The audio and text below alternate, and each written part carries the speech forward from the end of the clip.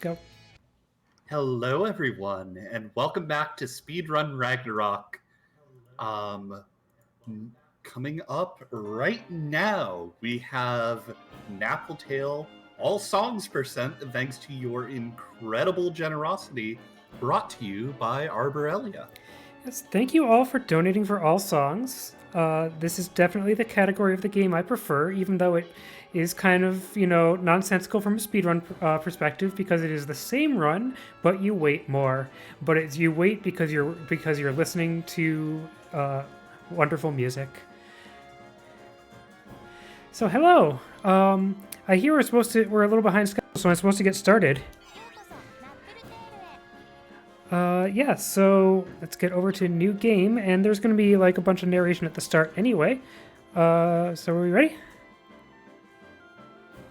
I mean, you're the one with the timer. Okay, yep, alright, so 3, 2, 1, go.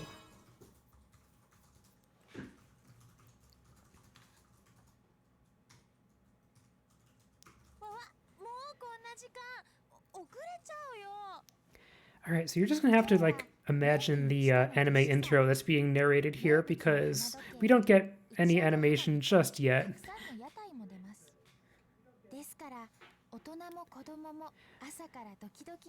But yeah, this is Napple is for the Dreamcast, and is a game that I have known about only through its soundtrack for like a long time. I think my introduction to this game was when I was on like LimeWire or something, and I found a track that said, Yoko Kano, Folly Fall, and heck yeah, it's Yoko Kano. I gotta download this. And in the ID3 tags, it said it was from something called Napple, and then I needed to find out what that was. And then I found out about the rest of the Napple soundtrack and didn't learn a lot about the game because it was only in Japanese and for a system I had never owned. But I have enjoyed the soundtrack for, maybe 18 years now. And here we get our opening song, kind of introducing you to the summer festival and to the kind of mood of the game.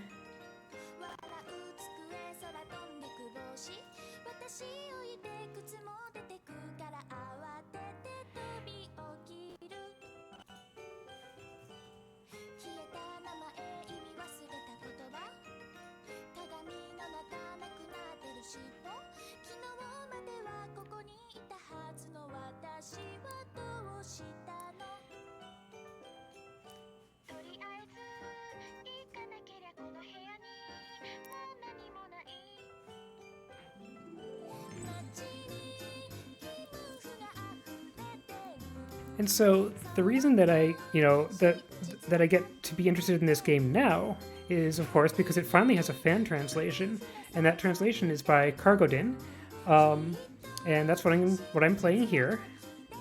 Of course, you can see you get subtitles on the lyrics that are provided by the fan translation, and yeah, I've been told by a lot of people that this is very reminiscent of Nights into Dreams, which I have yet to play, and I clearly should.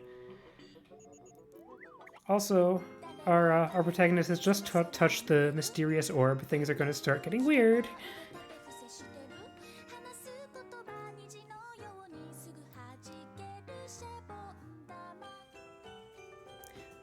Yeah, that sounds right. Yeah, the gameplay is that it's a platforming RPG. That's kind of how it's described. And yeah, so it was pretty recently that there's this fan translation, and finally the game is understandable in English, which is great and important because there's a whole lot of dialogue.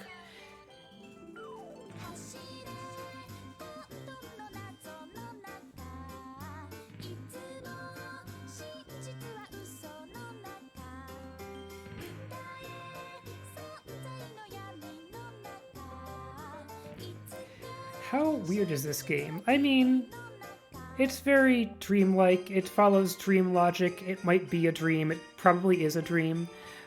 That you get that amount of weirdness. But right now we're standing on top of fireworks and our ice cream is exploding, and yeah, this festival is going a little bit off the rails.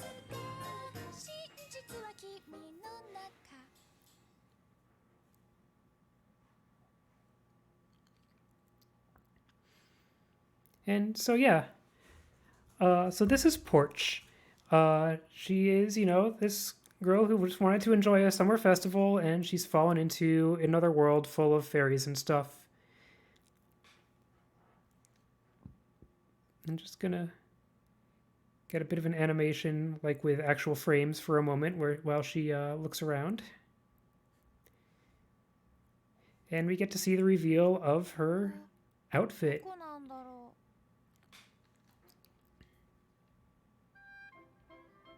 ある時、ある場所、ある運で教えてもらえる変な世界。目覚めと夢のその間、忘れ去られた真ん中世界。時もところもぐちゃぐちゃで、人と物すら入り混じる。不思議なまどろみ世界。ある時、ある場所、ある運で And 教えてもらえるそ for の名前。 a long time, we just didn't know what to call this character in English, and her name is Porch now, and that's pretty much Kargoden's decision. Her Japanese name is like Pochi, and there have been a lot of like unsatisfying transliterations, like calling her Poach or Pooch or something. I like Porch. And here's Straynap, this goblin just kind of parachuting in, and he's being all dramatic, like, but also kind of like flustered. He's like, "Yeah, I'm a spirit guide. Oh, I'm the Grim Reaper." And anyway, Porch is a little bummed to find out that she's supposed to be dead, because for one thing, she's not. This is all kind of a big mix-up, but despite that, it's a big mix-up. The Six Petals vs. Soul have just gone flying out in all different directions, and now she can't get back to the real world. And Porch is pretty bummed about that. But Stranap's like, "Oh, it's fine. I'm going to take you to Napple World." So the Grim Reaper Goblin's name is Straynap.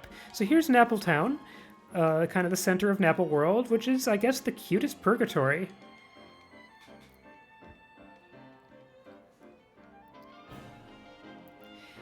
And yeah, Porch's outfit is extremely impractical, and she's got something that like maybe is a backpack, but it's also just like a crown that sticks out even farther than her hair does. But we gotta check in at the chapel here, where Minister Druid is going to inform Straynap that he's totally hecked this up. Porch is just looking out the doors, where different view out the door than there was just a moment ago. And Porch really wants people to get her name right and doesn't understand why Straynap keeps saying Porsche, which is who he thought he was supposed to get. And now they're sorting out the confusion here, which is that Porsche was the name of a cat. That's who Straynap was actually supposed to take to the underworld for his first mission, but he got Porch instead. But yeah. そんなわけで、私はせっかくの夏至再見物を台無しにされた上に、ナップルワールドとかいうへんてこな世界に連れてこられちゃった。しかも、私の中に宿っていた妖精が飛び散って、このままじゃ元の世界には戻れないらしい。ま、あの世にも行けないっていうのは良かったけど、まだまだ死んじゃうわけにはいかないもんね。で、私はこれからこのナップルワールドで自分のペダルを取り戻す、そんな冒険をしなきゃいけないんだって。あ、そうそう、もちろん慌て者の玉ガイドストレイナットが責任を取って私を導いて。 And we're seeing the start of Porch's snark here, which is, oh, I've got this guide, Straynap, and, he's supposed to guide me through Napple World, so, we'll see. Not doing a great job so far, of course. Anyway, here's Pierrot. He speaks in rhymes, and he's a clown, and he's gonna make us try to do a tutorial, except we get to decline. So, yeah.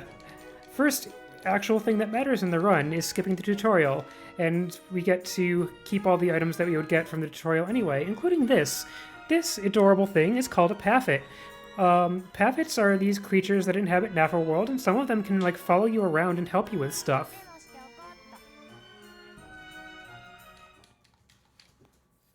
Yeah, if you like believed the VGMDB names of like the soundtrack titles, then her name was Pooch for a long time. There is no reason to believe VGMDB. Like, some of the titles are extremely mistranslated. But yeah.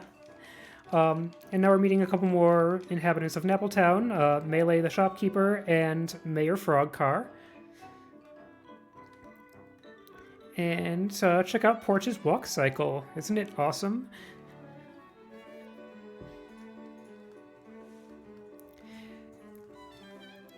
Anyway, because this is all Straynap's fault, he's going to give us a place to stay, which is inside his ice cream shop.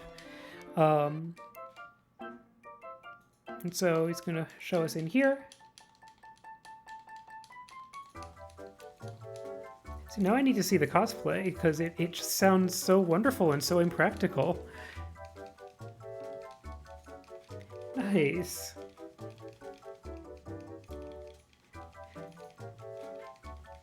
I'm looking over at Glitchwitch's screen. Yeah, wow, that's impressive.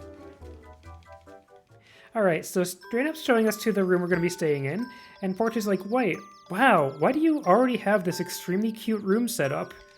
And Straynup's like, that's a secret. The going theory is that this is Straynup's room. Anyway, let's not save the game yet, there's no reason to, and let's go to sleep.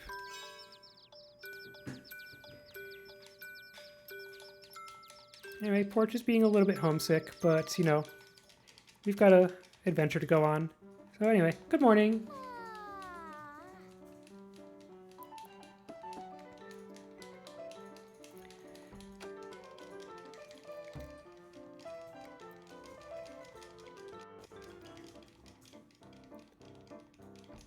Anyway, Straynap's going to show us out the door, out the side door here.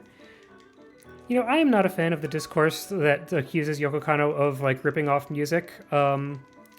She's written, like, thousands of songs, I don't know, like, a whole lot in a lot of different genres, and a lot of the things that people post to, like, support this theory are just, like, genre similarities. Sometimes a riff.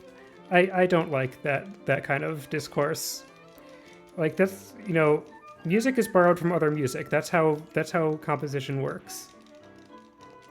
But yeah, anyway, we're meeting Melee again, and Melee is handing us some stuff. And we've got a recipe now. And so one thing going on in this game is a bit of a crafting mechanic. Because the way we get paffets is that we make them. Anyway, we finally get control here. And the first thing we're going to do is visit a girl named Alice. The subtitle of this game might make you think that the game is kind of like an Alice in Wonderland game, and Alice is in fact here in the game. She is not the main character. Here's Alice.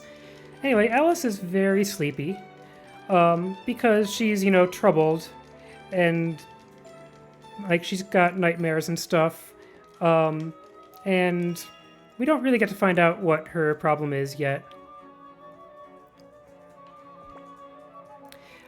So we can start trying to head towards a level, but we're going to be interrupted a lot.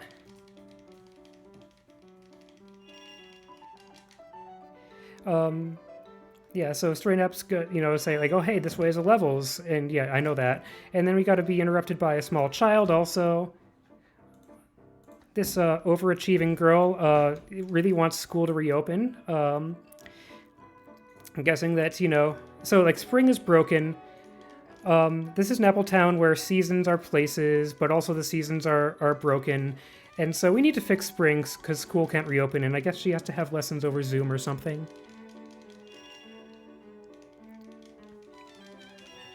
And yeah, I think we're finally done being interrupted here, and I can go into the level. Yes, here's the first level. It's called New Year's Day.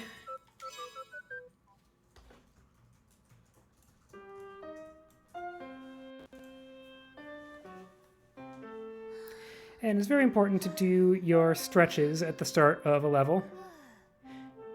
Alright, we're ready. Oh, not quite, because we got a comment on the music. Portia's like, hey, where's that lovely music coming from? And Serenap's like, oh, it's the voices of the petals or something. Anyway, now we get to go. And I want to make sure to collect some items from this level as I go through it. At some point, we're going to have all the items that we ever need for the run.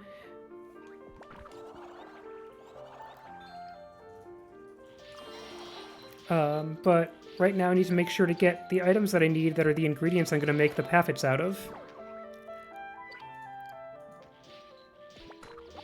I don't know how to get through that part without taking damage. And then some kind of optional items that oh, whoa, no. Okay, some kind of optional items I'm going to be collecting are these Napple seeds. That just show up as Napple in this translation. Napple seeds are, I guess, like heart pieces. If I collect 4 of them, I get another heart on my health bar, and that's going to be important.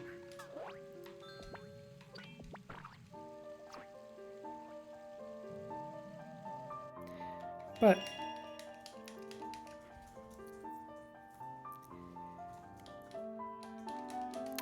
we got to stop in this version of the house, which is also Alice's house, because in this game, every building in Nappletown has a counterpart in one of the seasons.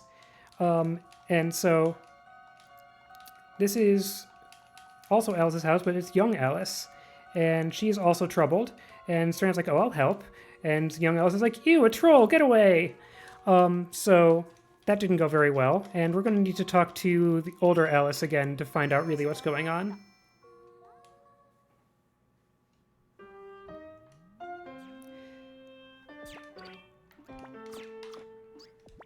This is an awkward chest to get, but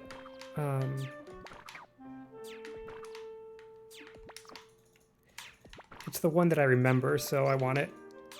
Whatever. Oh, there we go. Yes, okay, great.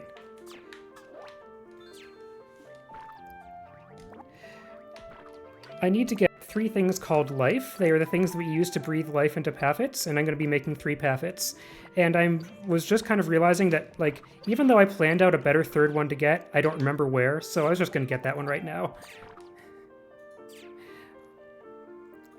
Oh, now I remember where. Okay. Sometimes you get to a point in the level where you get this kind of panoramic view of what's coming next, so welcome to Auld Lang Falls. You know, I bet this is the life I was going to get. Yep. Alright, cool. And I get a Napple seed here. And then make some jumps there.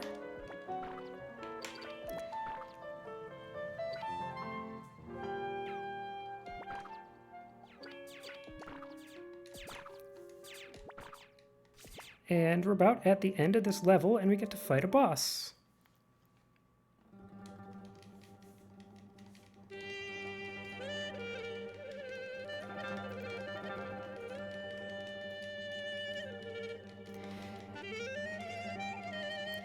Yeah, I love this soundtrack, and it's very cozy.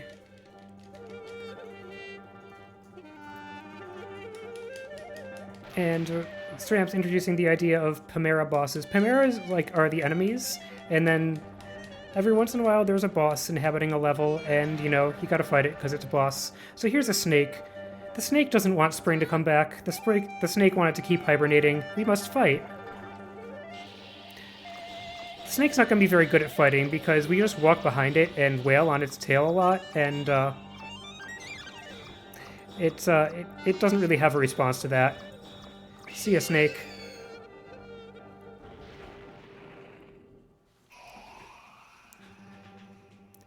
And yeah, that is the entire way that Porch attacks all of the bosses, by, you know, close-range melee combat with her wand racket thing.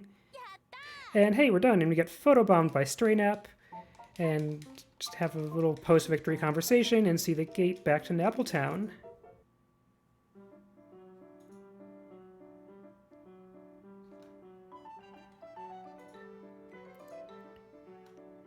And we saw little flower petals drifting in the air, but not. They kind of stopped the moment we got away from the gate. We haven't brought back enough of spring yet, but that's okay. There are more levels to do.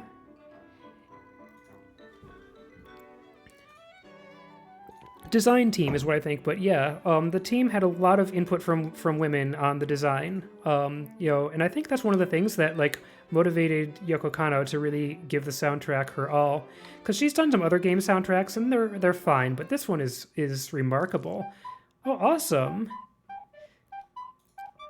All right, and we get introduced to the crafting room. This is where we are going to make paffets, and Strain Up is introducing us to the whole mechanic where we take the objects that we found in the levels and take them apart with this kind of 3D puzzle thing. Take them apart into their ingredients, which are called myths, but I'm going to snarkily refer to them as emoji. And once you've taken an item apart into its constituent emoji, you can put 4 of those emoji together into a paffet. And for the demonstration here, we're going to make a vending machine.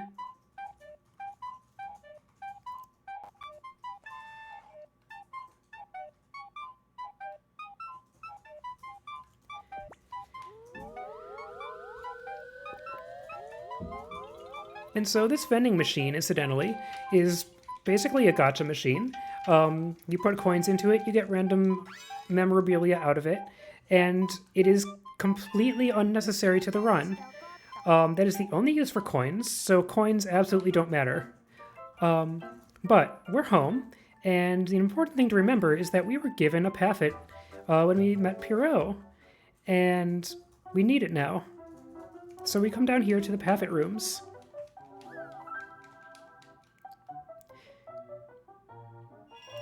Yeah, the recorder music in the crafting room is kind of an acquired taste.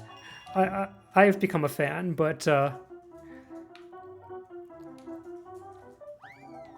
right, here's Cheerwall. So now Cheerwall's going to be following us around for a moment.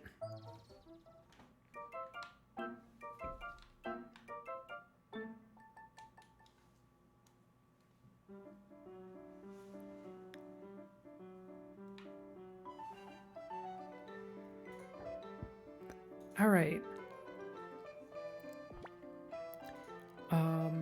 Let's see. Right, so we got to visit Alice again, and this time maybe we'll get to know her better and understand what we can do for her.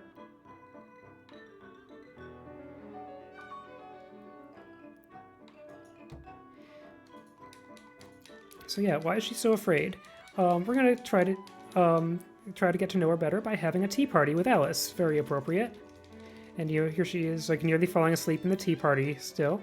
And we're asking her, hey, when you were younger, what did you really want? What would you find really comforting? And she's like, oh, that paffet that you've got. I wanted one of those. And hey, that's something that we can do. We can give away our only paffet, and that's what we're going to do. But the other thing we need to do is stop at the school to see how they're doing with the start of the school year.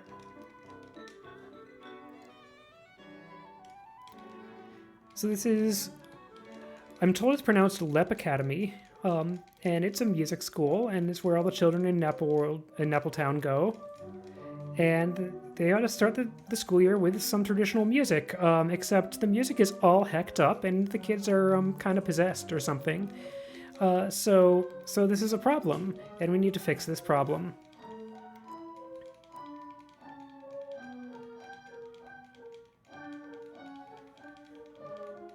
Headmaster Cole is most displeased about this.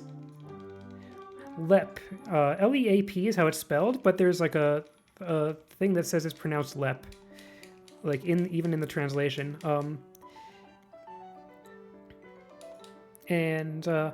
Cole's like, yeah, you gotta fix my pianola, and we got a little side conversation over here where Portia's like, no, wait, why do we have to fix pianola?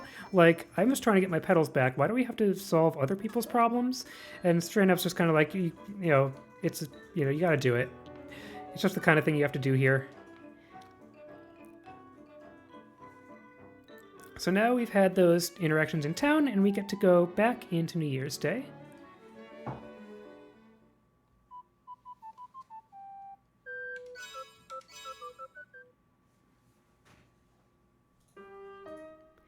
And I'm going to make sure to get second copies of a couple of the items that I picked up. The things that the enemies drop are perfectly consistent. There's no RNG to it, so just got to know which enemies to attack.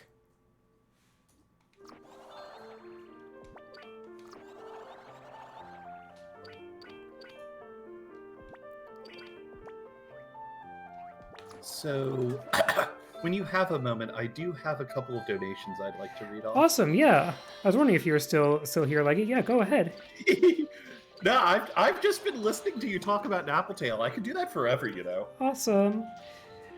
I'm going to interject with Anyway. one thing shortly, but yeah, go ahead.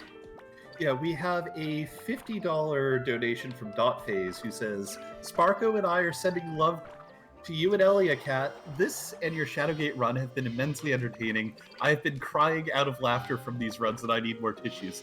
Let's keep this hype going. You are absolutely wonderful and amazing. These games made my day so amazing. Love you. All right, thank you, DotPhase. And we're getting a round of applause from Cheerwall. That is what Cheerwall does. He cheers for you. Just had to show that off once. And hey, but now it is time to give Cheerwall to young Alice. And she's like, this is the pet I've always wanted. OMG, thank you. And yeah, now we're going to see if Alice can get to sleep. So we got to help her clean up her room so she can get to sleep. Put away the blocks, put away the slippers, and put away the crayons. There's a choice of like 3 out of 5 objects, and it affects what the next level is going to look like.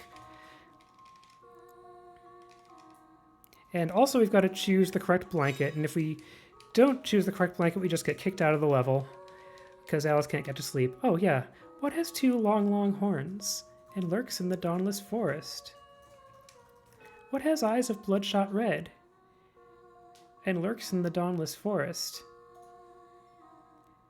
We may or may not find out the answer to that. I mean, we're going to find an answer to that, but...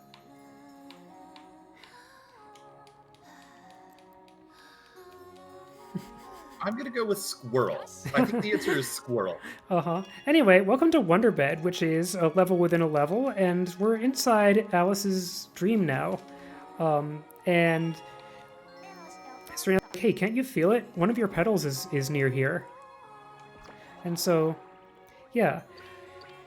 This is supposed to be like one of the later levels that you deal with, as it seems like the intended order of the game, but the reason we're doing this level now is because we want to completely solve Alice's subplot, because pretty soon a different subplot is going to cause the New Year's Day level to become inaccessible.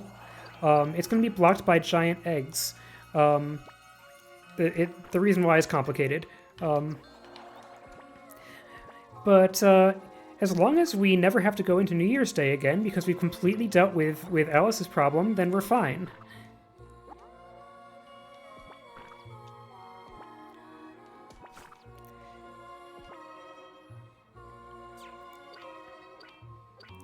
And we could get another donation if you had one. Yeah, so we have a $20 donation from Random Salience who says, putting this towards the Glitch goodness block. The goodness of the games may be questionable, but the goodness of Glitch Witch is not.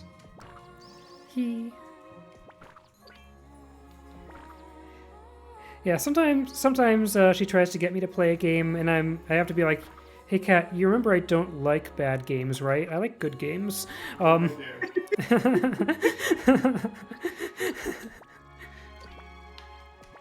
But yeah, so we got to do things like walk across like an open book and stuff, and these blocks are all nice and flat for us, and it's because of the items that we chose to clean up, and they kind of leave things in a different state in the level.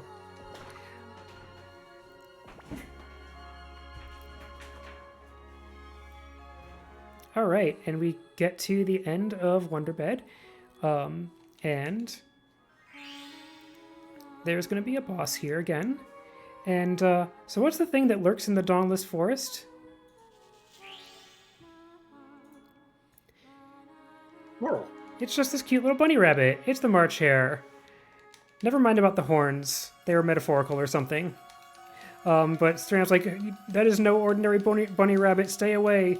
And then the rabbit makes pirate noises at us, and now we must fight. I have never saved. I'm a little worried about that fact now.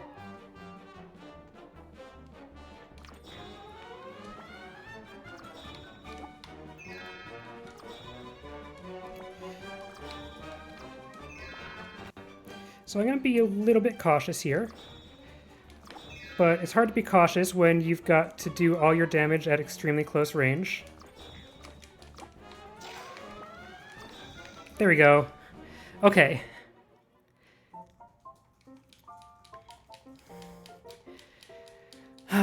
Yeah, a scary thing about this run is what happens when you run out of health.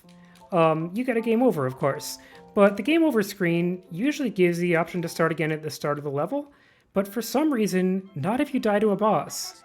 If you die to a boss, the only options are to load your save or go back to the title screen. I have no idea why they did it that way. It seems like an oversight and it's extremely punishing, but it does give you a save point right before each boss. I've just been skipping them because saving is slow. But I gotta remember to save. This is a marathon. And we get a bit of an explanation of why young Alice's dreams were haunted by an angry rabbit.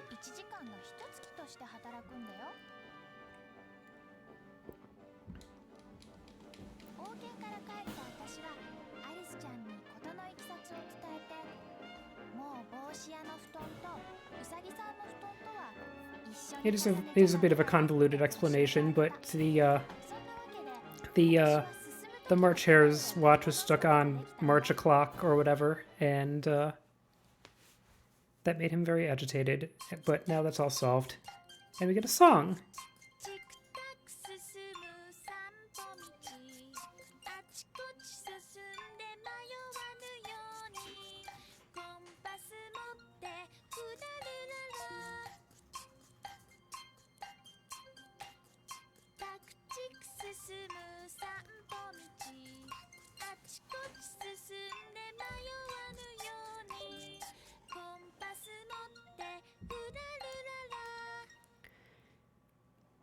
So this fairy flying around is one of Porch's petals, one of the 6 petals of her soul, and, you know, one of the 6 things that we needed to get back.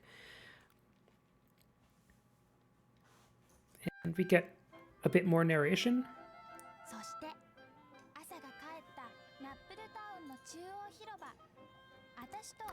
Yeah, there is a young Alice and an older Alice, and both of them exist. But we had to solve young Alice's problem so that older Alice is less traumatized by memories of the scary rabbit from Wonderland or whatever. But we're saying farewell to young Alice now. And get to go back to the room, and Porch is very happy to get a petal back. And when you get a petal, you also get an extra paffet, and it's there for unlocking kind of bonus areas. We're not going to be using these extra paffets. And the other thing that happens after you get a petal is it's sleepy time.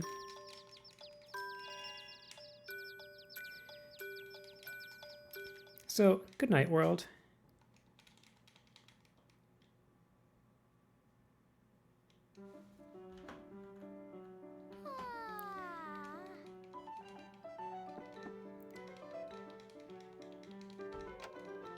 Okay, so now it's definitely going to be time for me to save, because I'm about to do all the crafting, and it's possible for me to mess it up. But also, time to plant all the Napple seeds, except... Did I forget one? No, good. Good, alright. So yeah, we got 4 Napple seeds, and that increases Porch's maximum health. But let's save.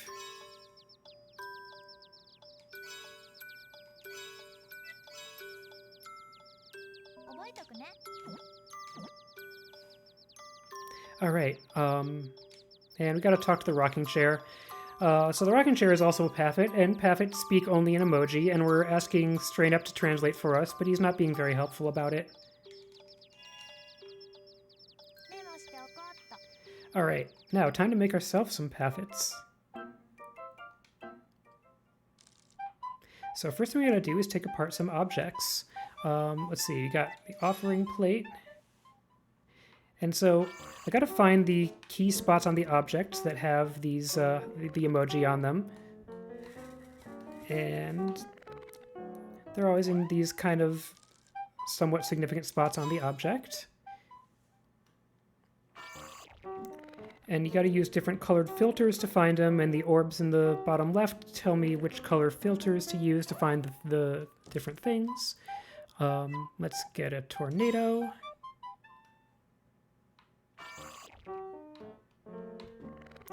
And so like tornadoes are made of clouds and going fast, and gotta find another spot on here. Where's the side one? Hello. There it is. And strength. And spinny. Some of these, ingredients actually make sense. Take apart a sundial. It's made of light and something's on the rim here, and shapes and time. I need a shooting star.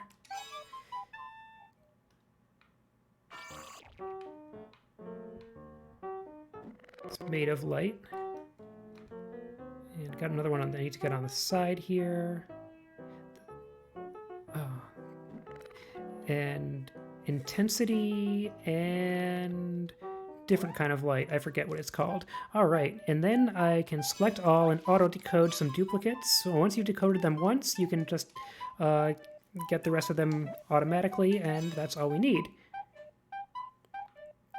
All right, now we put them together into stuff, and so like I got half the recipe of number 7, and it's made of rest and vitality and variation and purity. And assuming I did that right, then we put that together with a life and get a new friend. This is Healy Who. Healy Who will heal us. That's very important for having stuff. All right, I'm going to claim to make Paffet number 8, but I'm lying. And I make this out of atmosphere, momentum, variation, and orbness.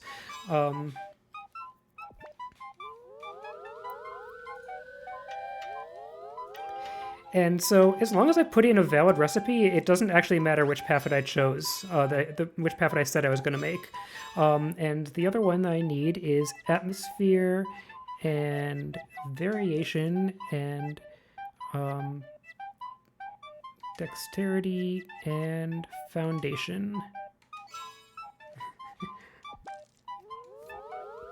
And so that last one that I made was Fluffly. Fluffly is very important. Fluffly lets us skip lots of things. And this is Bumpert. Bumpert is, for one thing, adorable. Bumpert turns into a trampoline. We'll need that sometimes. And that's... There we go. These are the 3 Paffets that we're going to bring with us, but I got to go to the basement to collect them.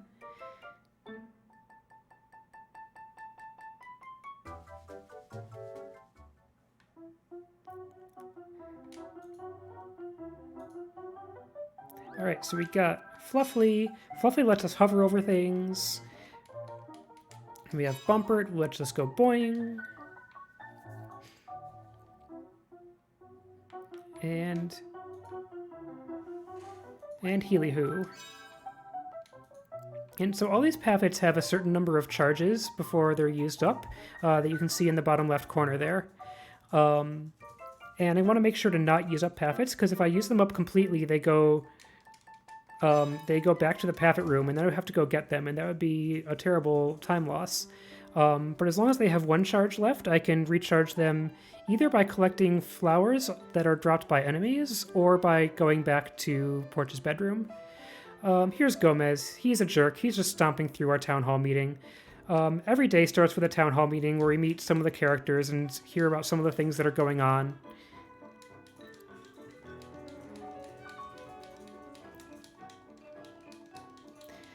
And here's Alice's friend Ciel, and here's Alice. Turns out Alice is still sleepy. Sounds like getting 1 night of sleep is not necessarily enough to stop being sleepy. All right. Now, where am I going? I need to... Right. Right, I'm in the winter thing, and I need to go back to the spring. So, yeah. We were trying to solve... Oh, I forgot. Oh, heck. I'm glad I remembered now. We need to visit Melee's mystery gift shop. That's this building over here. Despite its name, you never go shopping there, you never spend money here, you just talk to Melee, and sometimes you get stuff.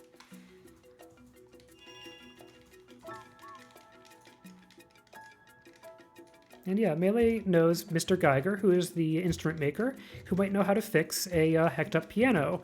And Porter's like, remind me again why we have to do this? And Stran's like, hey, you have to. But he like clarifies a little bit, which is that the problems that are like appearing in Nappletown sometimes come from Porch's pedals being like in the wrong place or like on different people. And so they cause the people of Nappletown to act strangely, or objects in Nappletown to act strangely. And if we fix these problems, that's how Porch gets her pedals back. So we got to finally see a second level. This is, or we saw it in Wonder Bed, but we get to choose a different level to go into. This is the Wild Wind. I love this music. And yeah, this music is very much like alluding to Aaron Copland. Once again, gotta do our stretches. Yosh.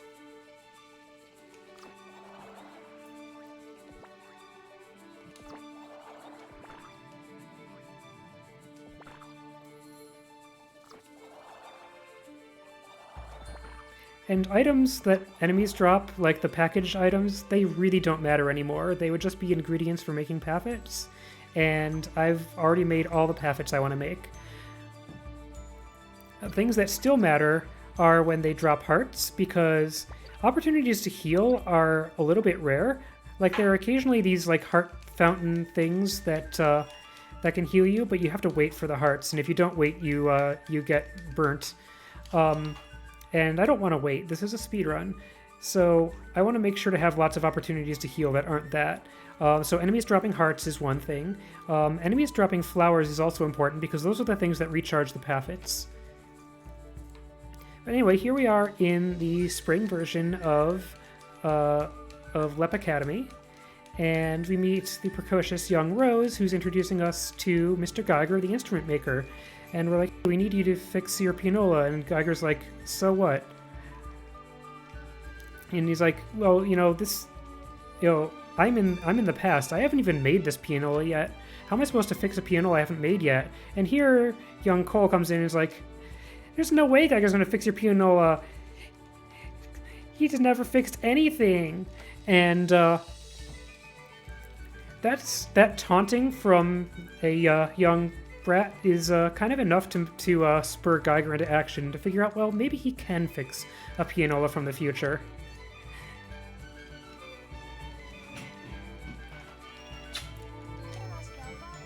But he's going to need something to fix it with, so we need to go get a repair kit, and it belongs to Mrs. Winky, whose house was earlier in this level, so we're going to go get that.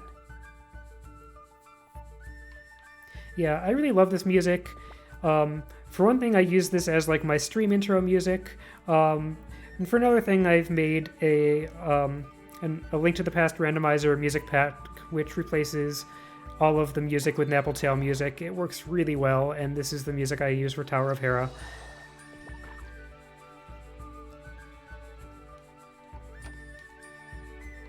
So here's Mrs. Winky. Just need to barge in and ask to borrow her repair kit.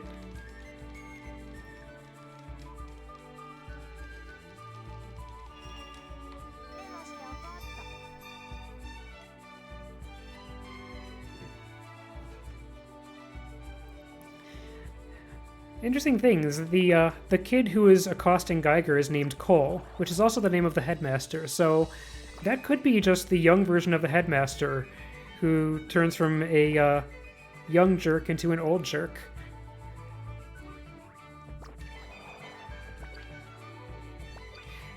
Well, oh, blah, blah. I am distracted and also falling off of a cliff. I forgot to go back to the school. Aha. Okay.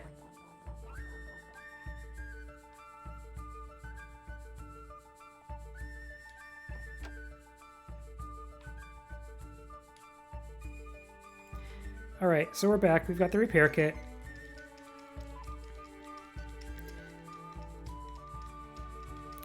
And just Mr. Geiger contemplates a bit, and he's gonna fix the pianola from the future, and maybe it won't be so hecked up when we're back in Nappletown. And that's just an early end to this level. 修理をお願いした私たちは We'll be back though. という彼の言葉を信用してすぐさまナップルタウンのレポ学園に戻ったのでした。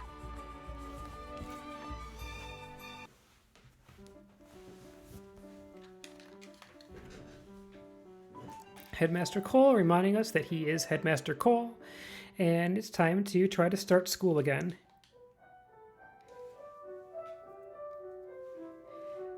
Hey, the music's better this time.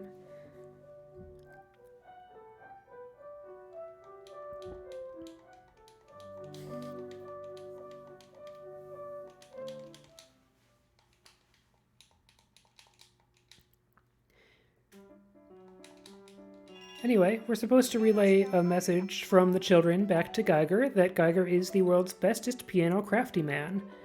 And so we need to go back into the Wild Wind to find Geiger again.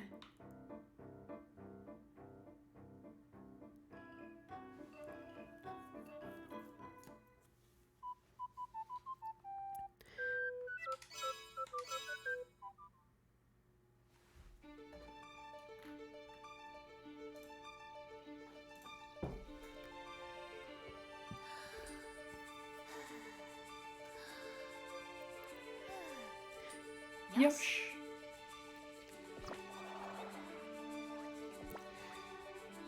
For speed, it is important to be jumping when attacking enemies, because normally Porch stops on the ground to swing her wand, but if she swings it in midair, she keeps going at full speed.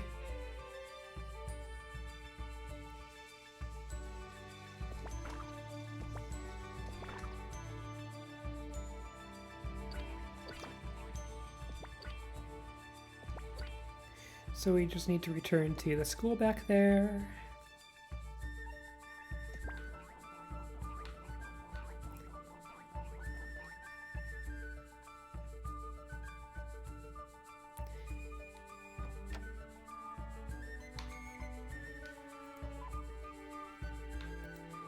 And we're asking, hey, where's Mr. Geiger? And Rose is like,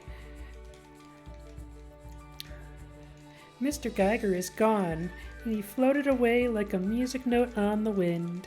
And so apparently what happened here was that fixing his instrument was the thing that Mr. Geiger had unfinished. That was the reason he was in Nappletown, and with that work complete, he gets to go on to the proper afterlife. So yay for him. And he left behind his sentiments in the form of these music notes. We're about to see one giant music note in a moment. There it is. And what we're supposed to do is whack the music notes with our wand, and they get sent to the end of the level where they become platforms. One thing that was discovered by the other runner of this game, Random Salience, who I believe is still here in chat, is that you don't need any of them. The platforms at the end of the level are perfectly jumpable as long as you're good enough at Porch's double jump. And you don't need to collect any of the music notes, so we're not going to. But that means, like, a thing that we're going to miss out on is, well, it's extremely missable. Like, I have no idea how anybody's ever supposed to notice this when they're not poking around at all the data on the CD. I'll get back to that in a moment, actually. We're about to have a skip, and it's fun, because we're going to use Fluffly for the first time. We need to stand here. This particular version of it was also found by Random Salience, and we just get on our Fluffly and float away into the third dimension, and we don't have to go down the rest of that spiral. But even better, we're going to get to land inside the doorway of this lighthouse place and skip a cutscene that would be showing off the lighthouse to us. There we go. We skipped over the cutscene trigger. Yeah, so the thing about the music notes is when you send each of them to the end of the level, they play like one or two notes, and if you put all of those notes together, they form the music of spring. They go dun dun dun dun dun dun dun dun dun. And that's really cool and just completely not noticeable when you're actually doing it.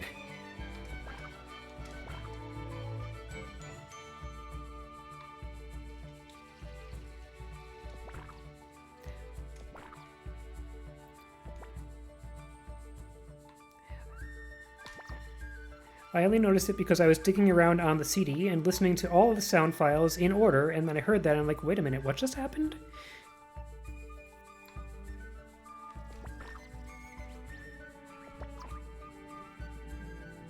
Anyway, let's see if the wind is on our side this time.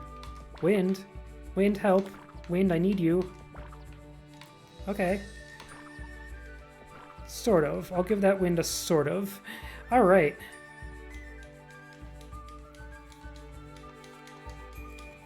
One last thing we need to do in the level is hail a taxi. So, the way I hail a taxi is by ringing these 3 bells. Yeah, the wind didn't, like, choose to dunk me in a pit, at least.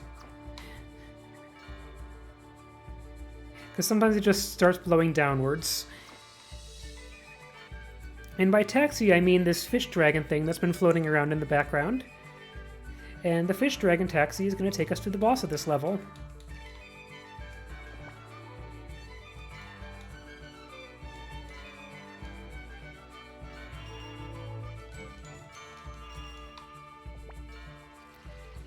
Up, up, and away.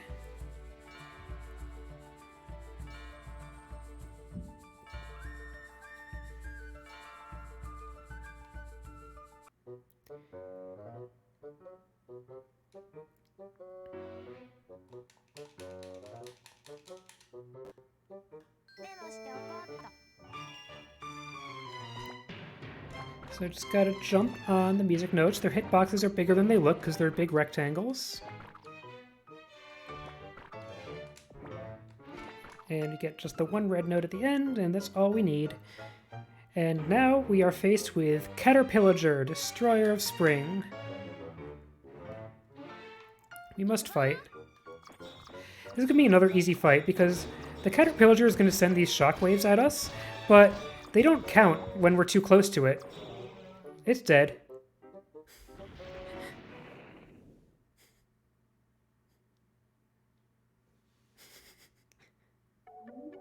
And time for another pedal song.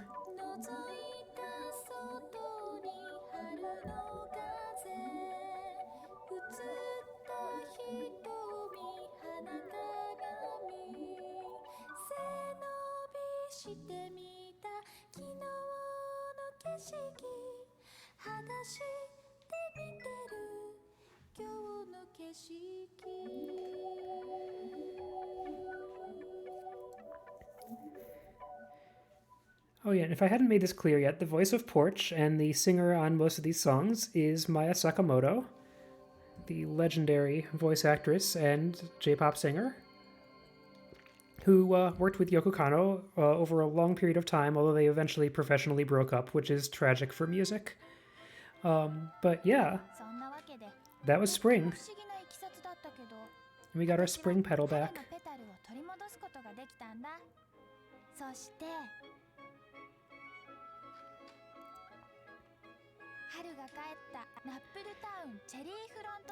You might be kind of wondering why there are 6 petals and 4 seasons, and the petals are spring, summer, fall, winter, onward time, and reverse time. Porch does ask straight up like what onward time and reverse time are supposed to mean, and she's like, doesn't that mean like future and past? And Serena's like, no, you don't understand at all. But yeah. Got a pedal, got another path that we're not going to be using, and it's sleepy time again.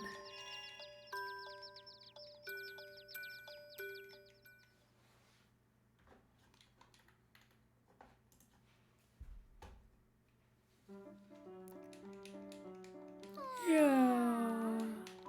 All right. So we have our usual morning dialogue now, and we're going to have to do the thing where we go to the City Hall meeting again. And this time, there's nothing I need to accomplish before going to the City Hall meeting. Good night, Melodia.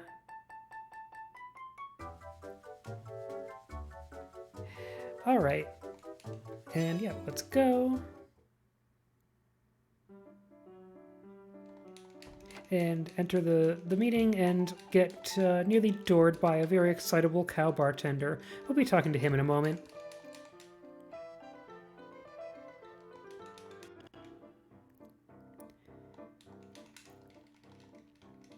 Alright, so what else is going on in Napple Town today?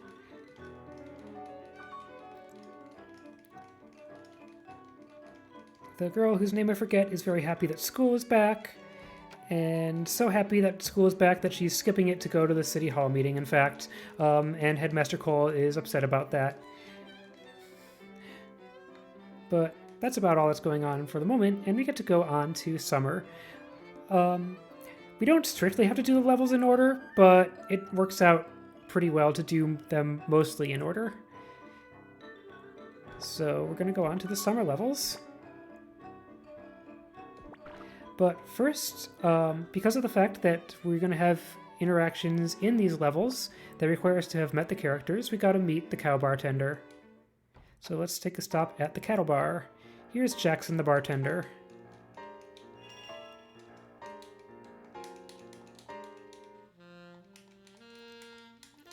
Of all the strange things Portia has seen here in Nappletown, she still considers a talking cow to be strange, and takes a moment to remark on that. Anyway,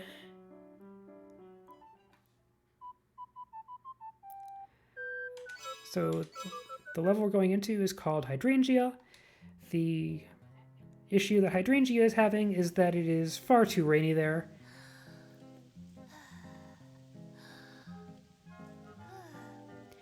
Yosh.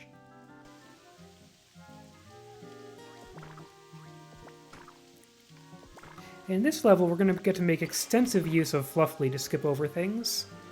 But first, we got to take a ride on the snail taxi, or the snail boat, which goes very fast, faster than you would expect.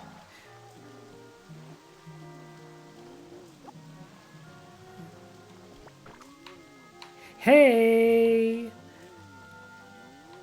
So if I had touched the ground under this handle thing, I would have gotten a cutscene that introduced the Drizzling Spire, which is this thing that we are going up right now. And I learned today that it's possible to just skip that by grabbing the handle right away.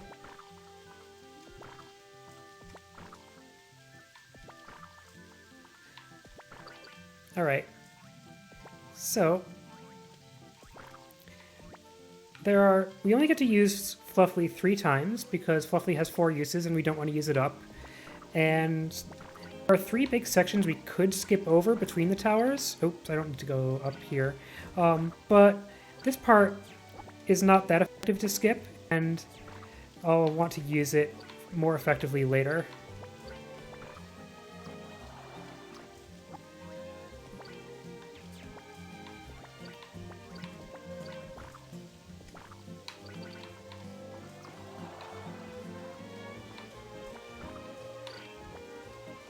But here is a perfect place to use Fluffly.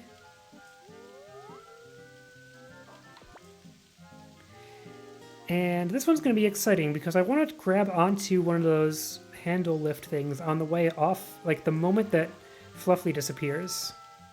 So let's see if I can do that. Lining it up with the 2D view down there. Oh no! I get that most, but not all of the time. So I just gotta climb back up here.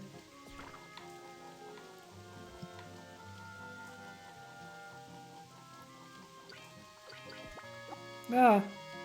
I'm gonna just get dunked by a fish. Might be time to get out Healy-Hoo, except I need to still be using Fluffly.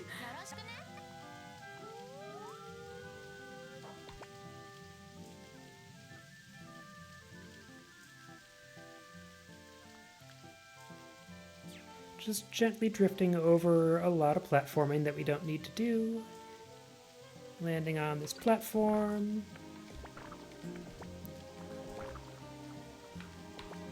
And yeah, the reason I say Fluffly is because, oops, these lily pads are very slow. And so, hey, we just need Fluffly to take us over them.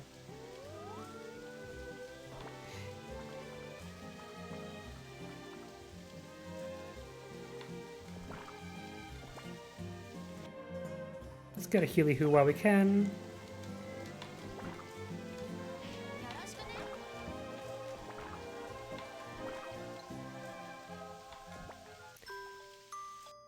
And do a safety save. I haven't done one in a bit.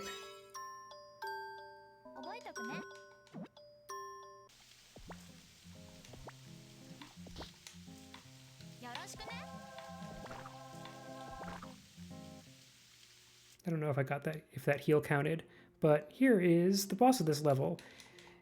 Its name is Teru Teru.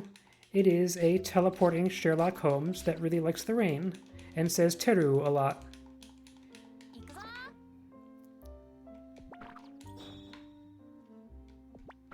Oh, I could have done a second thwack on it there.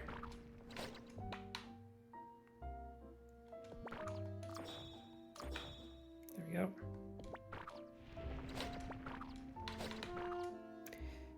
The camera is the real boss of this fight. Just you don't get to see where you're going. Alright. Hit it. It tries to counterattack. Ooh, it did. I jumped back too soon. Ow. Hit it, jump back, and hit the last hit on it. There we go!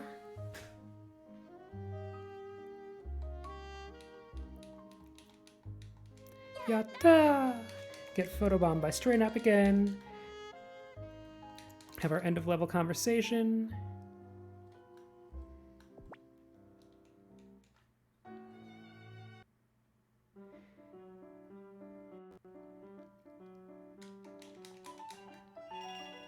And we're going immediately back in so that we can go to the next summer level, which is called Once Summer. It's the beach level. Yeah, it's got really calm boss music for that level.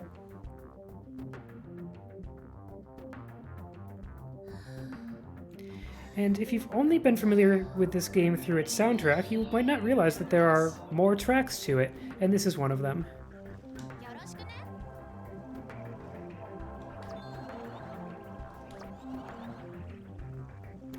Alright, so in this level, we run into the summer version of 13 Ice Cream, and we've got to take a look inside.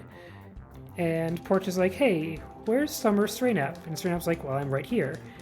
And Porch is like, okay, where's Summer Me? And Stray Nap's like, it's complicated. Can I see my room? Oh, it's kind of meh. That's the summer version of 13 Ice. There is nothing significant there. It is a little underwhelming.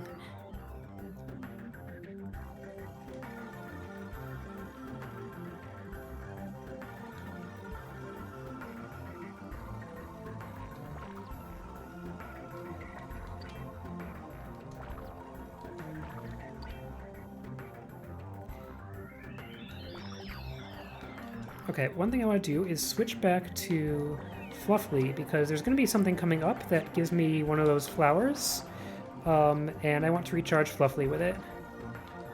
I think it's right here. Nope, that's a heart. Is it this? No. I should remember this better. Oh well.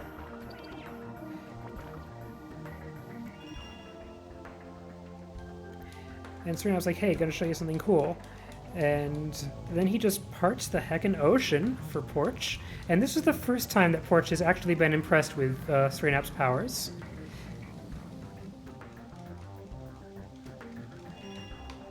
And now we just jump into the ocean.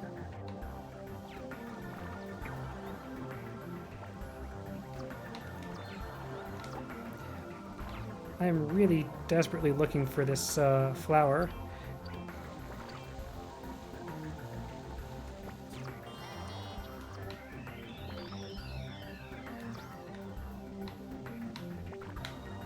Ah!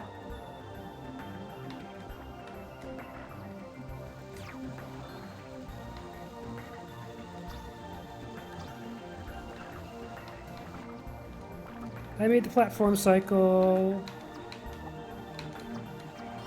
There's the flower. Okay, great.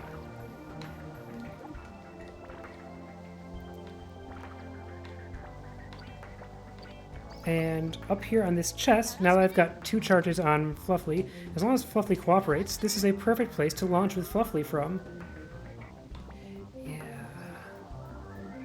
I've got these notes, but I'm not even, like, looking over to read them, unfortunately. So we're just drifting over this part of the level. It looks like we're going really high in the air, but it's actually because the waterfall background is going downward.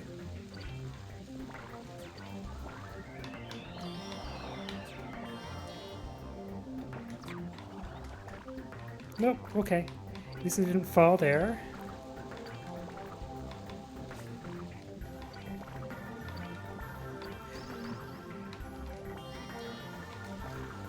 Yeah, so those are like the heart fountain things, and they're hearts half the time and flames half the time, and you want the hearts and not the flames, but yeah. Anyway, it's time for one of the most fun boss fights and most fun dialogue. It smells like actual butt. And with that introduction, let's meet the Napple squid. And as Porch continues to remark about the smell, Napple Squid shows up and just thwacks us into the boss arena. And then he's going to unleash an onslaught of puns, and I'm going to stop bashing for a moment. Let's get crackin'. The season of summer. It sure is hot, ain't it? You traveled a long ways to get here. Welcome to Long Beach. Anyway, now you have to fight.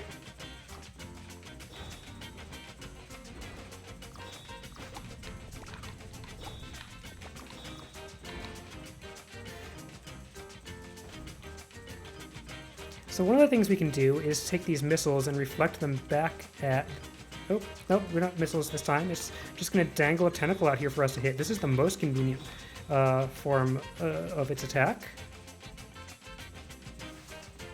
But these missiles are things we can reflect back at it. Oh, those missed.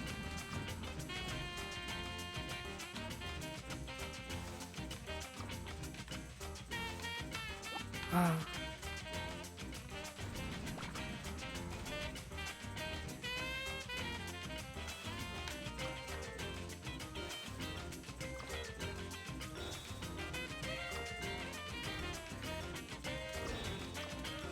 There we go.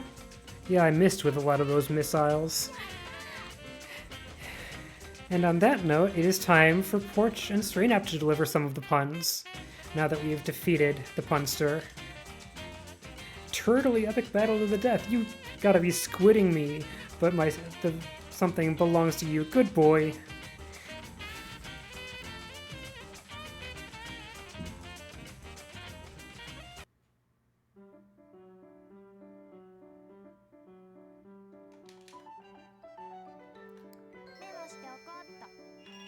She waves.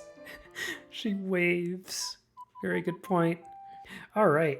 And now Festival Night, the last level of summer, and when we're going to get to see help from some of the other Paffets here.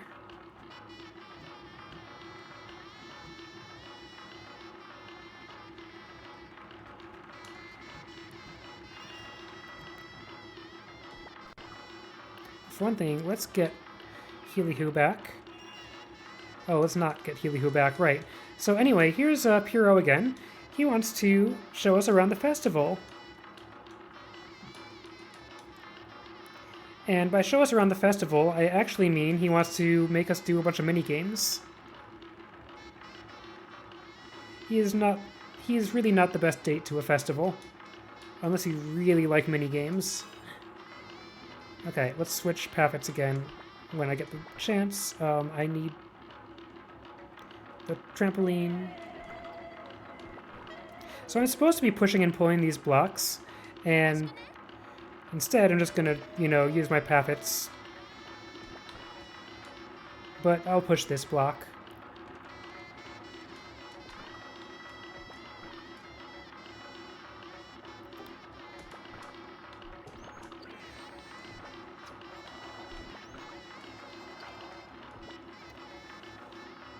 And now we gotta play a game of whack-a-mole.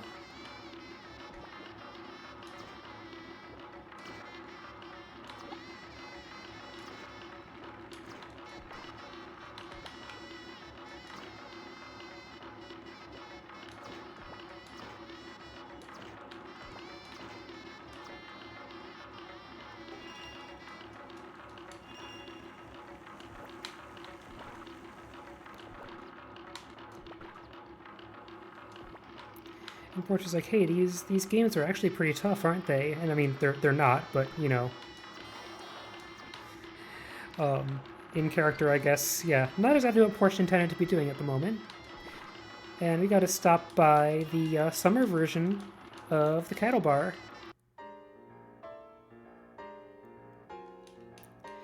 And here's the summer version of Jackson the bartender, except now he moves in French. Oh la vache.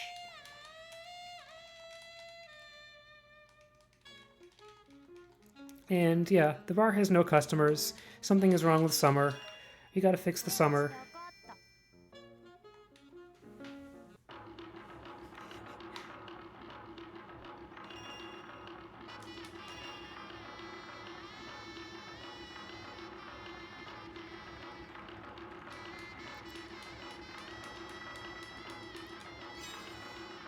I'm gonna say that's not strictly true, Mike, except in the broader sense that it is. Oh. Sometimes Porch lands on a corner of a platform like that and just ends up, like, T-posing for a while she decides whether to fall or not. Let's get Healy Hoo charged up again. And that is just a weird thing about the collision mechanics of this game.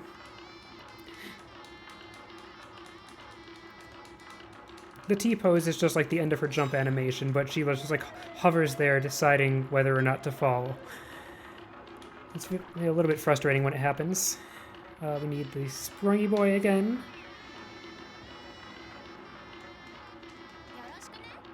Do your job, come on. I know you can do it. Okay.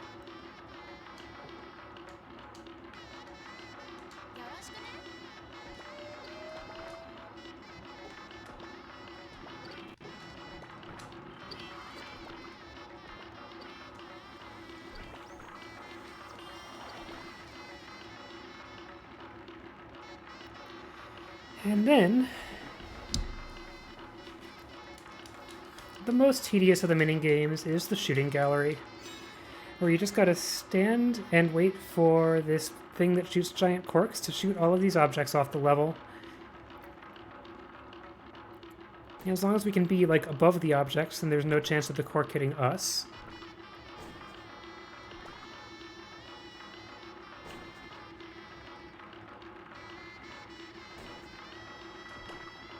So I'm going to try to be on top of the objects whenever I can. Like, can we be... Nope.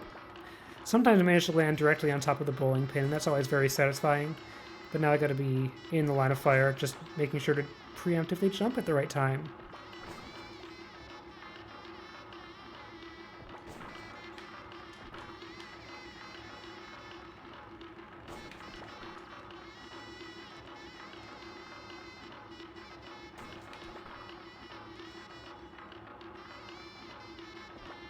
Oh, I'm gonna be hit. Oh, I made it. Okay.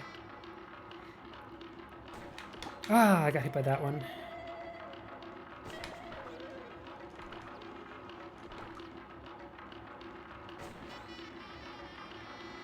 Let's see if I can get on top of the bowling pin this time.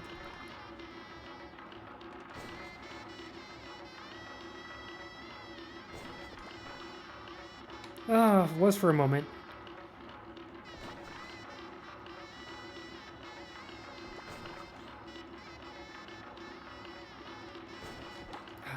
Also, let's...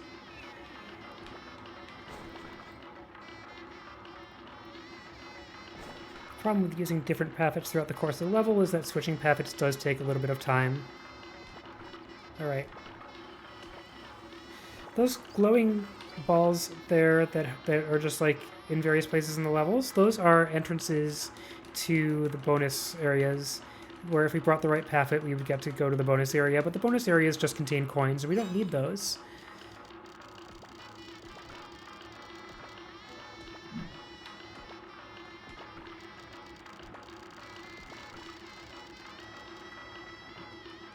And Porch gets to yell at Puro a little bit. And Puro's just like, hey, why are you so exhausted? Aren't you having a good time? And Porch is like, I'd be having a better time if I wasn't, you know, dodging spike balls and stuff. And Puro's very surprised to hear this. But anyway, we've reached the boss of the level. And the boss of this level is not Pyro the Clown. The boss of the level is this exploding phoenix flower, who is the thing wrong with summer for a reason I forget. 行くぞ。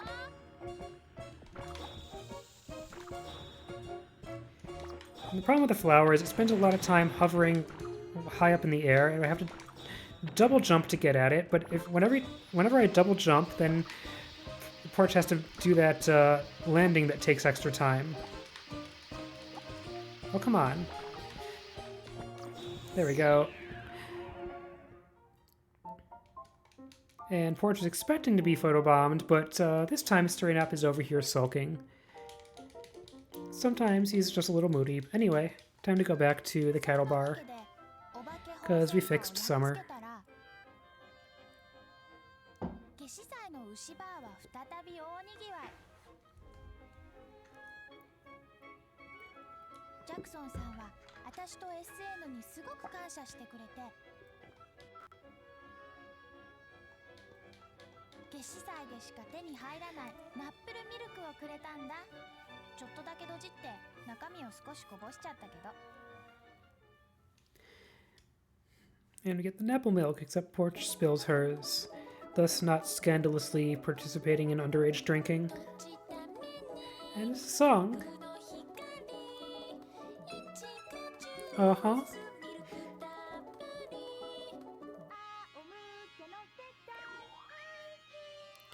And now we get strawberry milk sprayed at us by a cow.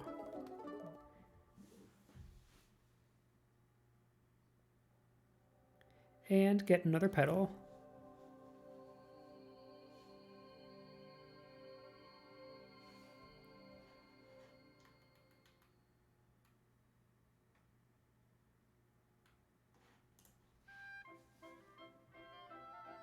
So そのおかげで私は夏のペタルを取り戻すことができたんだ。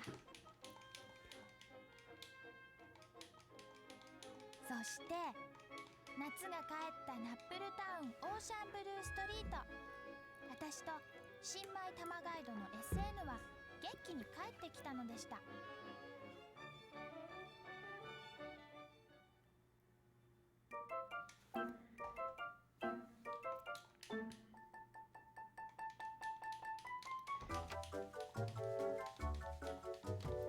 So we say farewell for now to Jackson the cow, get another one of these bonus pathets that we won't be using, and once again it's time to go home and go to sleep. Do you have any more donations or anything to read, Leggy? Yeah, I've got a handful of donations here. We have $20 from Ubernon that just says, "You got this." Yay. We had Thank you. $50 from Wow. Zahariel Wow. that says, "I can't really stay up late enough to watch this entire run, but I don't want my friends Arborelia and Glitchwitch to think I've forgotten them. Stay cool and play more games." Awesome. Well, thank you to our donators. And we had a $15 donation from Zodabix come in like right now that said, "Thanks for introducing me to the amazing Napple tale. One good turn deserves a kind of bad one, I guess. Put this towards making a Valkyr and Alf, please." Awesome, thank you. Alright, here we are back at the town hall. What's going on today? Oh yes, this is Ellie, the maid. She has to deliver a message on behalf of her boss, which is not on your life. And we're about to have to meet that unpleasant person, whose name is Mr. Little Money. And just talking to Jackson the cow some more, and also Willie expresses that he's concerned about a girl named Cecile. We'll be checking in on her.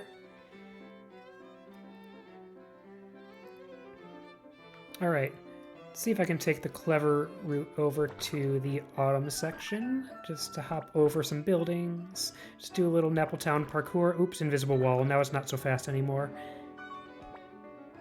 Hop over the fence, here's Mr. Little Money's mansion.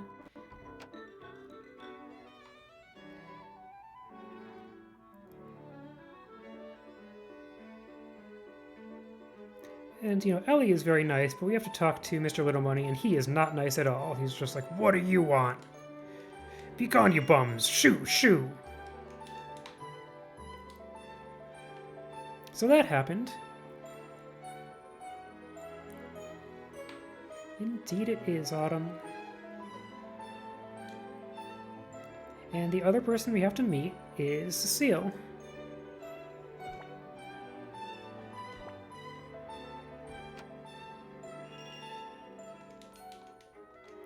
Here's Cecile, and she's kind of like depressed and lost in her memories. And she's just like, oh, I don't really feel like doing anything, but, you know, here, take a look at my garden. And we get to take a look at her garden, but, like, some of the planters are overgrown with weeds, and it's clearly a garden that she once cared about, and yeah, anyway, we've got to find out what her deal is. And so we enter the autumn, and here's the level called Red and Gold, and it's kind of the entryway to all of the levels of autumn.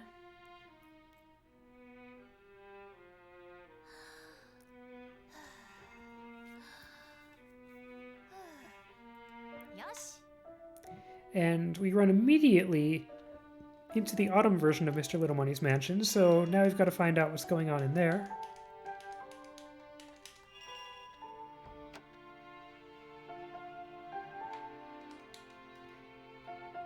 And Ellie's like, come quick, my master is acting extremely strange, he's being nice. And so, yeah. And so this Mr. Little Money is just like, oh, I just wanted to throw an autumn festival and give Napple pies to all of the starving children, but I can't because I can't get to my money. Isn't this terrible? And so the reason he's acting so strangely is because he is all mixed up by Porch's autumn petal. But we do want this autumn festival to happen, so we're gonna help Mr. Little Money now. But we have to go get his money, which he has unwisely deposited in a bank that's at the bottom of a well, so we're going there.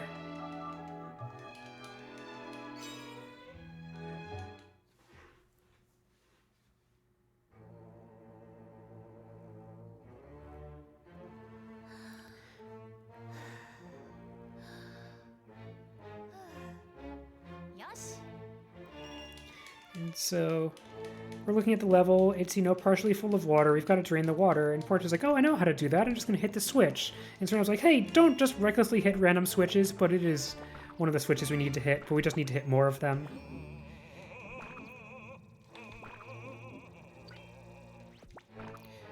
There's switch number 2 for this section. And here's switch number 3. Then we fall down a level, and this switch.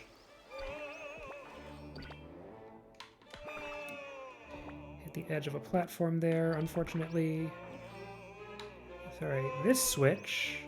And the last one is down here.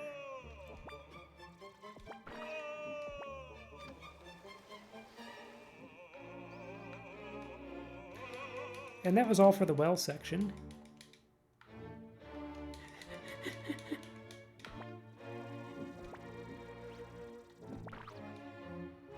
And now we get to ride the water slider.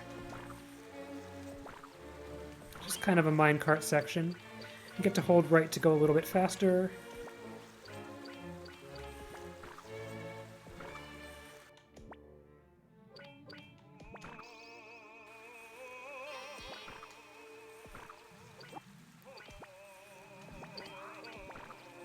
I think it's a little bit faster. I've never checked.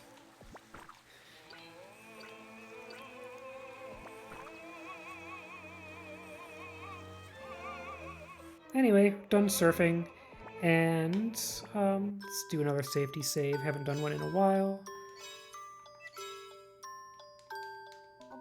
And now we get to find out what all the moaning is about in the well as we confront the boss of this level, which is the banker, Smok Finansky, who is a dragon. And he really doesn't want to deal with a customer right now. He wants to finish doing his bookkeeping. But the problem is that there are all these little snarks that keep trying to take his money. And so, if we're going to get his attention at all, we need to deal with the snarks.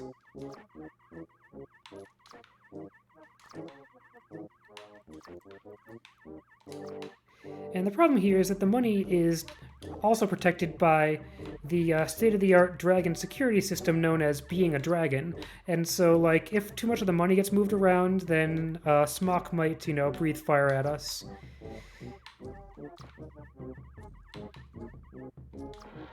He's getting a little upset right now, in fact. And it's another thing where the camera is kind of working against us.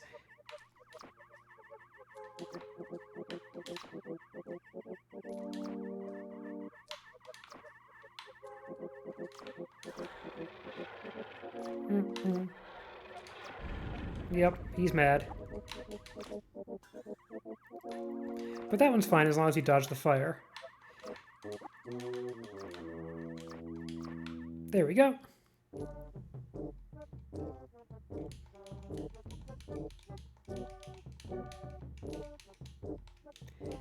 And it's just like, well, off I go, but no, we need to, like, actually talk to him. But we do get to talk to him, and so, for some reason we get to withdraw Mr. Little Money's money for him.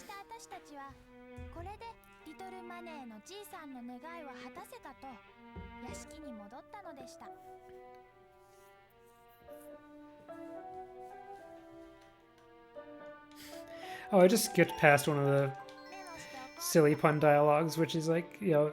Little Money's like, finally I get to buy the Autumn Wind, and Porter's like, wait, how do you just get the Autumn Wind shipped to you? And then the answer is airmail! Anyway, now we get to actually do this level.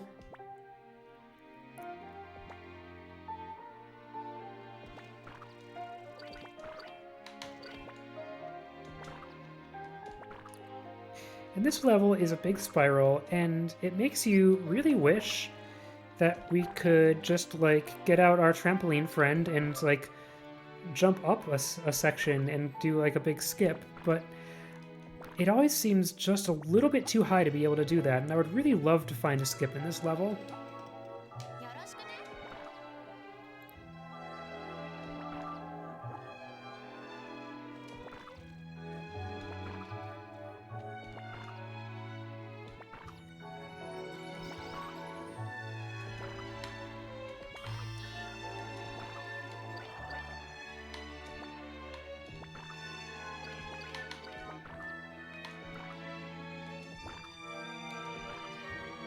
Ooh, got acorned a bit.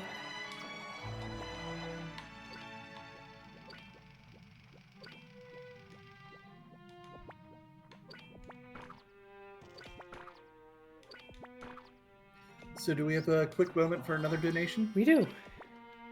Cool, because I've got a $125 donation Wow. from Lilovir that says, I think this marathon needs more Glitch Witch. Thanks for raising money for such a great cause. Wow, thank you, Lilovir. I think you're going to get your wish. Anyway, I even made the mushroom cycle. This is very good.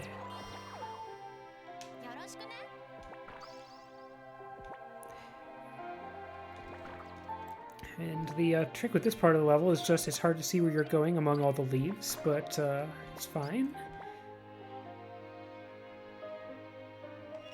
And we've found the autumn version of Cecile's house.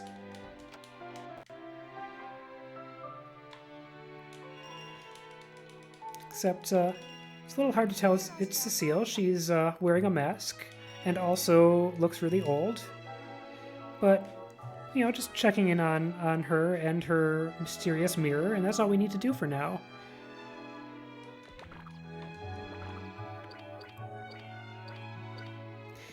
So Cecile has kind of the opposite problem from Alice. Instead of having anxiety from a younger version of herself, she's got nostalgia from, like, an older version of herself. Time is weird. But yeah, she apparently used to live this very opulent life, and now she's here in Nappletown, and she's very depressed. And we need to help her get over her crippling nostalgia.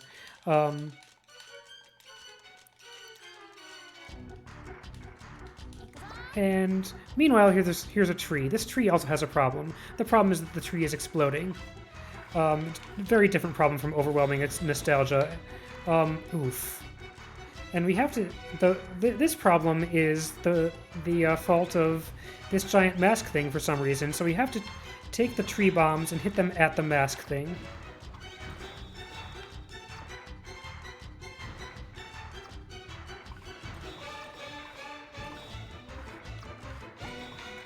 And try not to run into the bombs ourselves or hit them at the tree. There we go.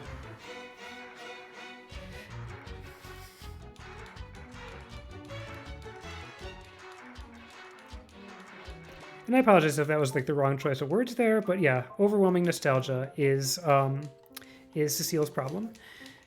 And we also solved the tree's problem. It's not exploding anymore. And now we can get the autumn wind.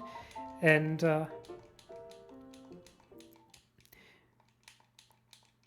we're like, yeah, Mr. Little Money, hop right down.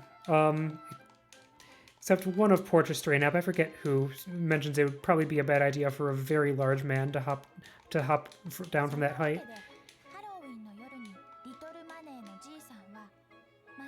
And yeah, we get to have the charity event that gives Napple pies to the needy children. Why are there needy children in Napple Town? Like, you'd think the town would be able to, like, provide for its inhabitants, especially with such a small number of inhabitants. But apparently, even in the afterlife, there is terrible inequality or something.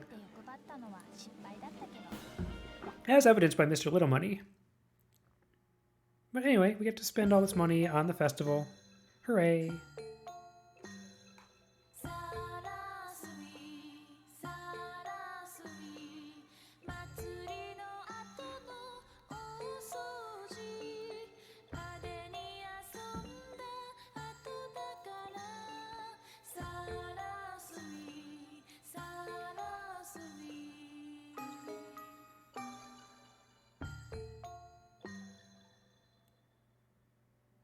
And get another pedal back.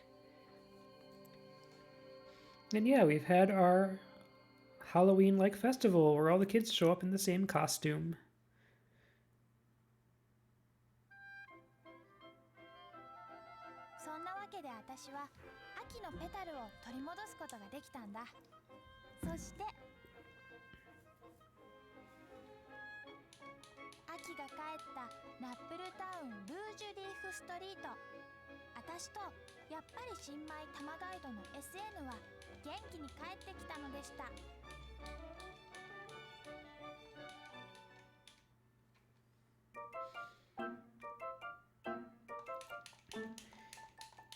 And here's Mr. Little Money again, and he's just like, huh, what idiot just gave away all my money? And he just storms out being very upset, and he's back to his old greedy self because Peach got her ball back.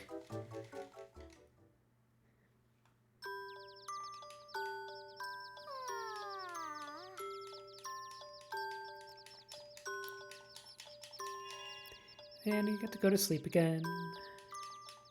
Good night, world.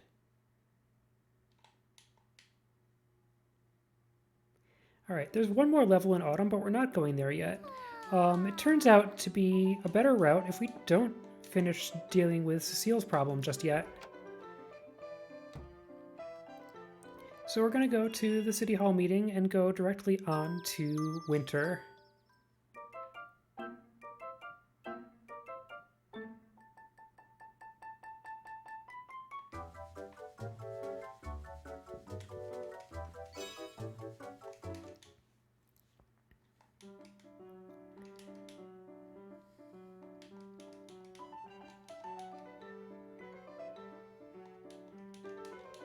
So pretty uneventful meeting so far.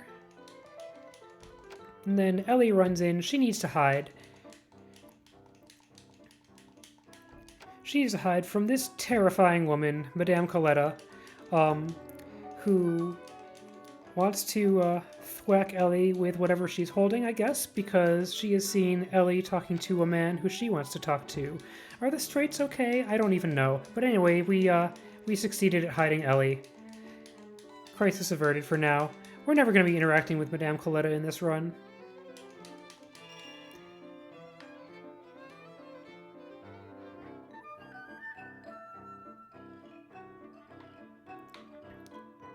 And now we go on to Fjordland. And I really love the music in this game. I don't love the music in Fjordland. I'm sorry. Fjordland is too long and the music is too... this. But we're gonna be trying to speedrun through Fjordland as fast as we can. Yosh.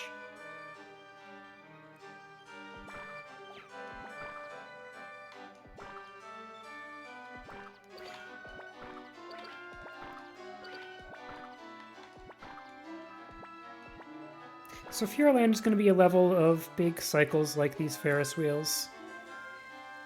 And also with multiple paths through the level depending on like your vertical position. And kind of like Sonic the Hedgehog, you really want to be higher in the level whenever you get the chance. And we found the winter version of Mayor Frogcar's house. Let's go pay a visit to him. And he's having a problem. Which is that his transmission's freezing up and he can't hibernate. And Stray Nap is going to be able to solve that problem, maybe. And so... but for a moment, Porch just asked, okay, wait a minute, this has been bothering me. Is he a frog or is he a car? And Stray Nap's just like, what? He's a frog car. Haven't you ever met a frog car?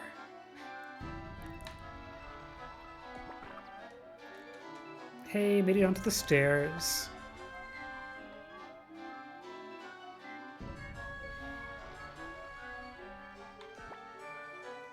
Let's get out Fluffly.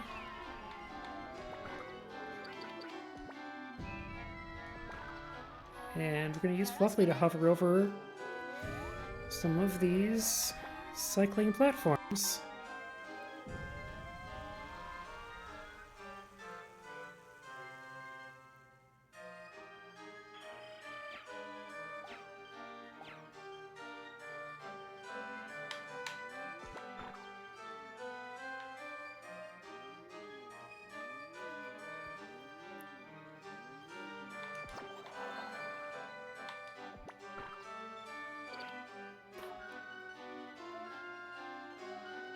If I get this floating... Whoa! This floating whale has got a flower, which will recharge Fluffly. Gotta make this jump. Oh, I didn't make the jump! Oh no! Oh no! That's terrible!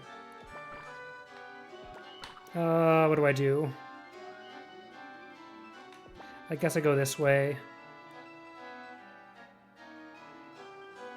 So now I am not in the place I want to be, but I can hit the switch and ride the... Oh! Elevator. Now I can hit the switch again and try to actually ride the elevator. Oh no, this is such a time loss. Okay.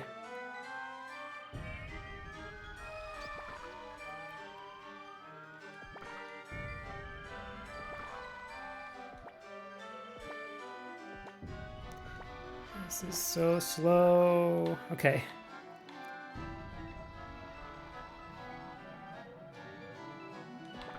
And if I had stayed on Fluffly, if I had managed to use Fluffly, I would have landed right on these balloons and been able to keep going.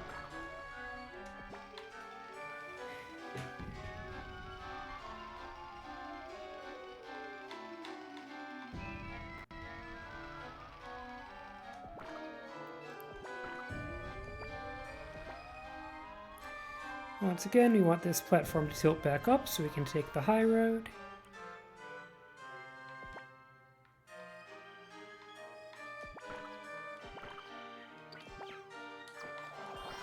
Grab another flower. I didn't actually need it because Fluffly is at full charge because we haven't even successfully used them except that one time that we already recharged from. But right up here, and...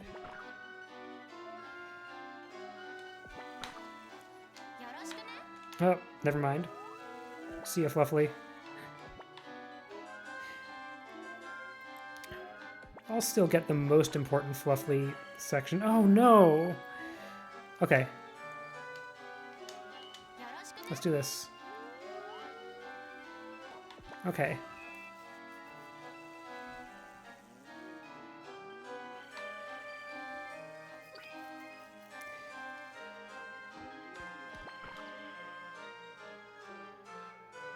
Alright, and the most important place to use Fluffly is from the top of this platform.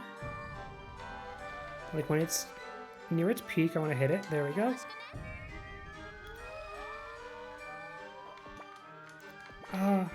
There we go. I was worried for a moment. And land on these balloons.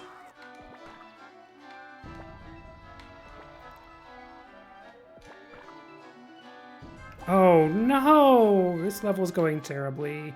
It's fine. There's some really nice ways through this level as long as you just grab onto all the appropriate things. And don't fall. Okay.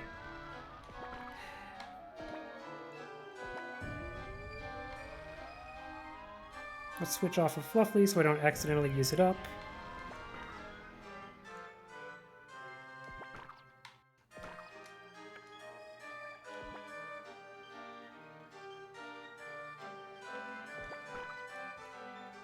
In fact, let's use Healy Hoo.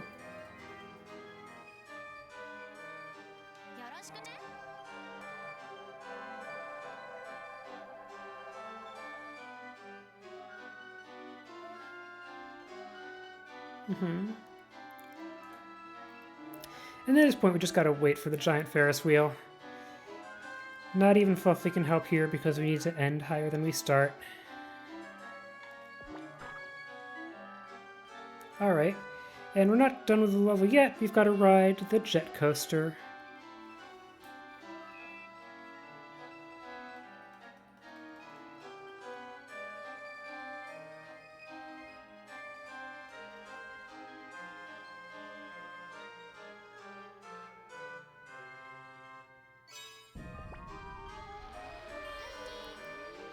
So this jet coaster track is going to take us, like, kind of past the whole level again.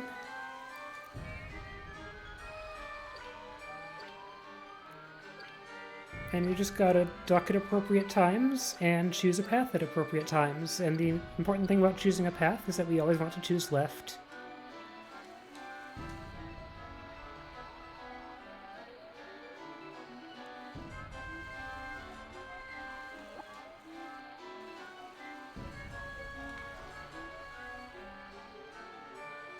Sometimes it hides the left path from you, like right there.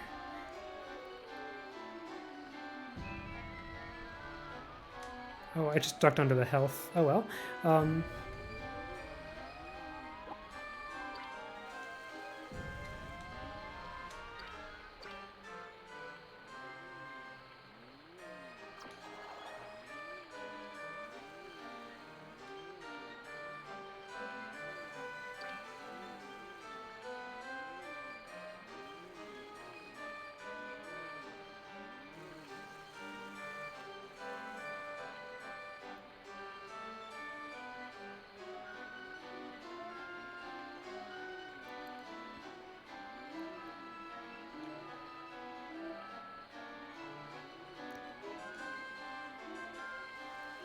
Any more donations or anything?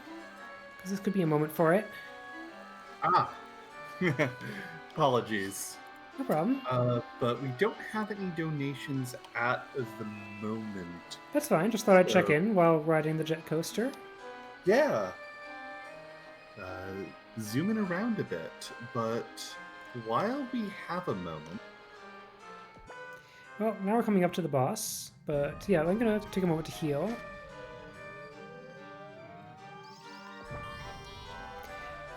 Yeah, so I'm gonna save, and then this is gonna be the train boss. The train boss is really cool, but also a bit dangerous in its first phase. So I'm gonna save.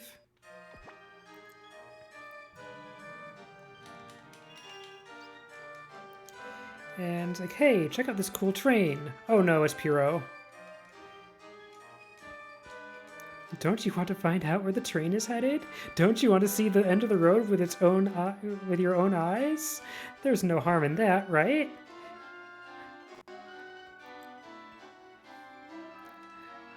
Also, the train can never slow down, hee hee. Or else something dreadful will happen. Anyway. Porch is upset at Pyro, as usual. Not cool, Piro. Alright. So now we gotta fight the sections of this train. And the first section is this like staple gun thing, and it's trying to go a little bit Toho on us, and I gotta just dodge these things for a while, but I also want to hit it a lot, and so like there we go. Things are good now. This cycle is great. Okay. Yeah. It's just if I have to deal with that first phase for too long, that I can take a lot of damage while I try to like do any damage to it. But fortunately, we get a full heal after each phase of the boss, so everything else is pretty smooth from here. Oop. Just gotta fight some light bulbs now. Just gotta fight this light bulb with a fish in it that's sending explosions at us.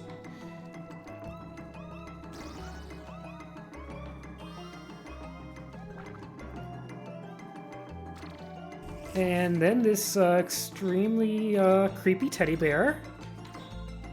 If that's what this is. Can't imagine what else it would be. Just doing normal teddy bear things.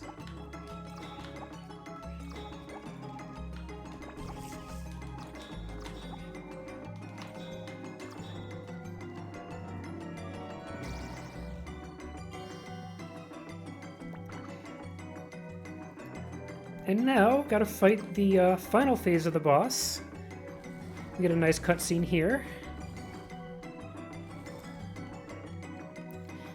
I'm at the staple gun. I'm at the light bulb fish. I'm at the teddy bear. I'm at the combination staple gun, light bulb fish, and teddy bear. Roar. So, great thing about the way that this thing shoots staples, it's too tall now. It shoots them right over our head. Oh, the teddy bear is still scary though.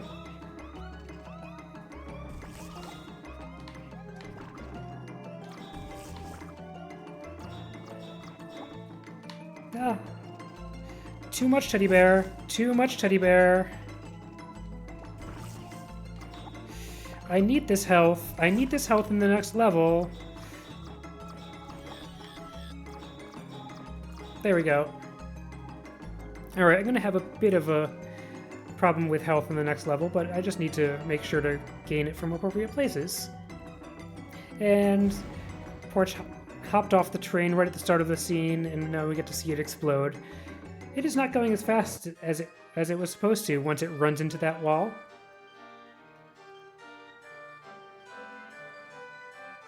And we're right back where we started. None of that made any sense, and Porch is mad. And she's mad at Puro, but Strain Up's asking like Porch is mad at him. But Strain Up is just all distressed with the realization that Porch is going to leave this world in, within an hour. Okay, so now we can go on with... Sorry I interrupted you, Leggy. Go on with what you were saying. No worries. I just wanted to let people know that we are raising money for Take This, which is a mental health nonprofit, and their main mission is to inform the gaming community about mental health issues, provide education on different disorders and prevention techniques, and reduce the overall stigma around mental health. Take This helps people in the gaming community suffering from mental illness by letting them know that they are not alone in their struggles and there are treatment options out there to help.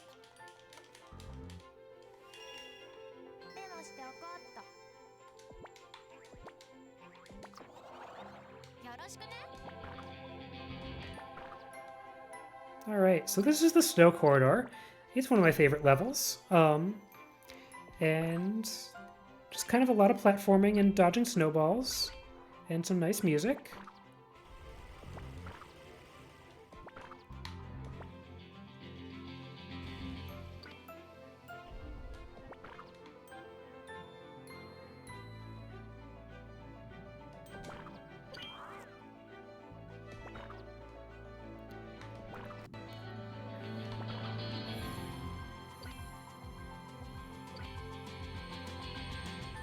Dodging snowballs a little more than usual because I'm low on health.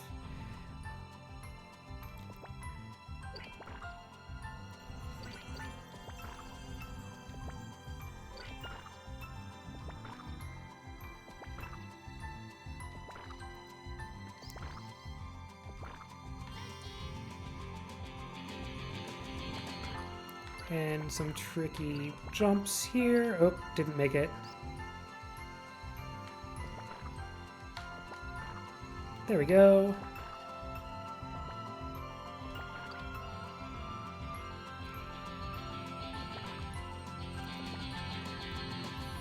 It's getting a little Donkey Kong in here.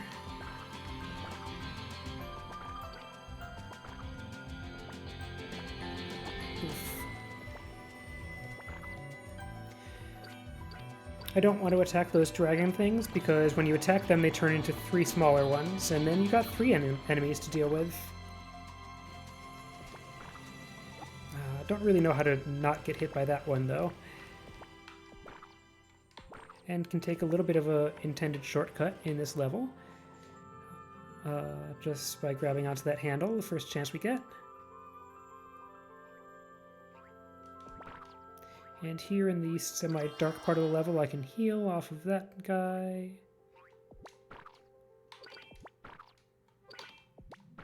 Oh, dang. Got snowballed.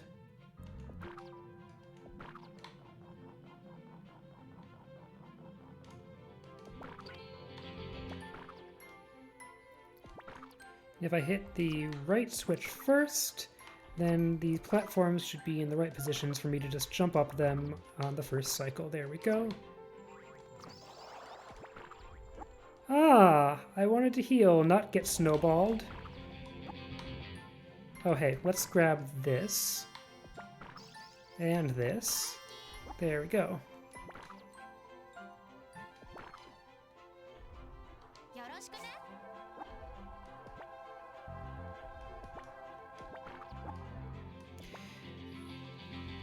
Nice thing about this level is there's no boss at the end of it. We're just like, hey, don't have to fight a boss? Sweet. And we go right on to the last level of the winter, the Crystal Palace. This is going to be a level that's very spiky and icy. So,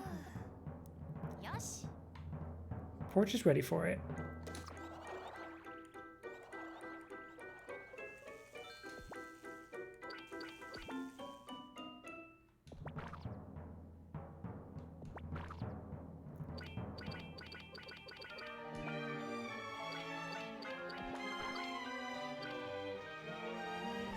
Okay, I do need to hit this fire-breathing thing because I need to hit one of its tiny versions into the switch back there. There's the winter version of the mystery gift shop. We'd never have to go in there. There are no plot-relevant events that would happen in there, and it lets us skip it. But here comes the, what's it called? The Palace Gates. One of those things we have to spiral around. The big danger in this section is falling down. Because if you fall down, you're probably going to land somewhere you've already been. And it's much worse than just falling into the void where you can, like, recover right away. Because landing someplace you've already been, you've got to replay the level from there, and that's terrible.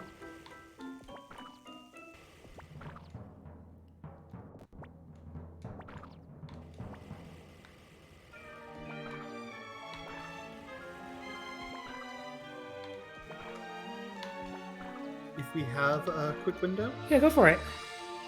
Yeah, I just want to remind people that we're about an hour out from the end of this run, and we've got some incentives that still need to be met for the next run, Puzzle Bobble 2 Arcade.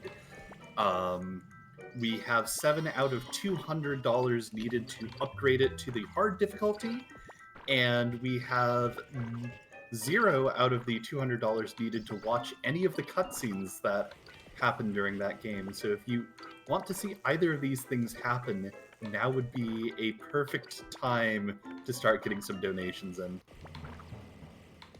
Yeah, we don't want to skip cutscenes. I'm so, glad that people donated for this run for me not to skip cutscenes.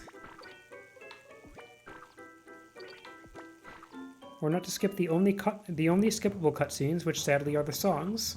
And that's why all songs is the category that, that I run the most. Just because, why even run this if you're not going to stop to appreciate it? And, as one of the 2 speedrunners of the game, I you know, I get to decide what the categories are, so all songs. All songs is the category I want to run. Okay. Alright. That was a bit dicey there. I felt like I was going to be knocked down, but I wasn't. I should not have hit that. There we go. Problem solved.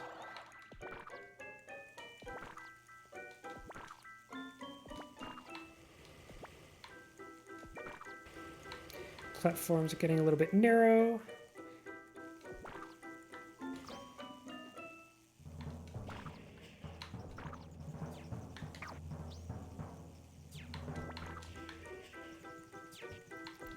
Just go over this so that the orb thingy, the gumball machine, doesn't have the opportunity to knock us down.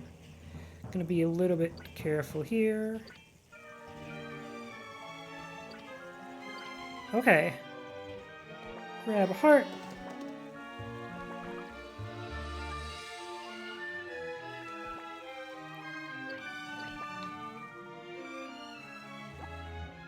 Just kind of iframe through there.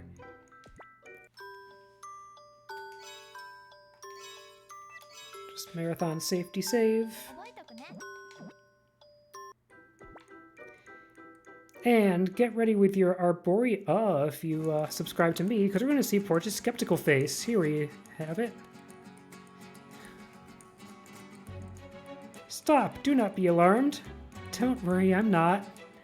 Oh, well, good. Anyway, we've got to fight the Ice Guardians, who are in the service of this voluptuous ice sculpture. And the damage you do to the boss is just how many of the Ice Guardians we defeat, while lasers shoot to try to seek onto us.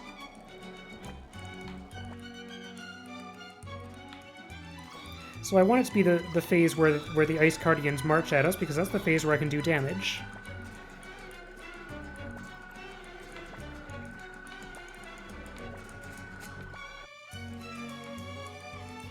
I'm getting a lot of those phases. This is good.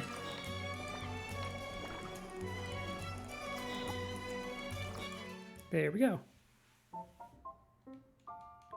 And turns out that Melee was forced to be an Ice Guardian somehow. And that's why we wouldn't have found him in the winter version of the Mystery Gift Shop. And anyway, he's going to help us with the issue of needing to get ingredients for hot ice. Or no, he's going to give us hot ice, which is an ingredient of Phantom Stew. And Phantom Stew is something that Strain-Up knows how to make in his ice cream maker, which for some reason is going to be the thing that warms up Frog Car for the winter. You know, just making stew in an ice cream maker. 果てな玩具堂まで送っていってあげた方がいいよね。 But anyway, through that improbable sequence, we get to come close to accomplishing our goal of solving Winter Frog Car's problem. 話して分かった。 But we do have to go make the stew. And we could stop home. We could stop at home to do that, but that would take time. And I'm going to instead wait to do that until we get a free trip home, especially because the first time that you voluntarily go home, there's a cutscene that happens, and I just want that cutscene not to happen, so we're just never going to voluntarily go home. Let's check in on Cecile's house again. We left her problem unfinished.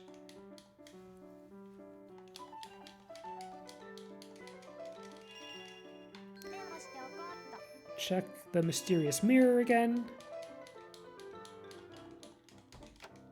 Oh, there's Cecile. And she's just like, I don't need anything else. I never did. And disappears into the mirror. And we don't want Cecile to disappear into the mirror. We want her to get better, and so we need to head back to the autumn version of Cecile's house and see if we can deal with anything there. So back into red and gold.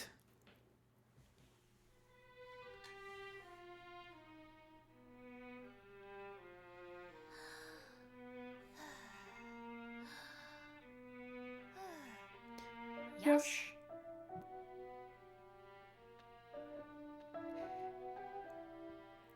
And for this part, I'm just going to be, replaying this level, so anything else if you want to add, Leggy? Yeah, and I just want to let people know that in addition to the donation incentives for the upcoming run, we also have some for the run after that. Pokemon Mystery Dungeon. We've got, in fact, 2 different naming bid wars open for that. Currently, the name of the protagonist is Kaya with $80, and the name of your partner is Bean with $5. So if you want to influence the name of the protagonist, that's going to take a bit of work, but renaming that partner away from Bean is quite readily available if you so wish.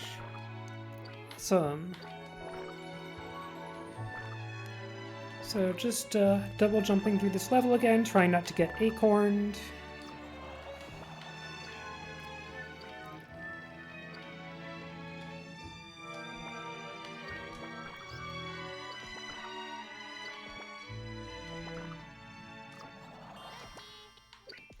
And getting my health back gradually.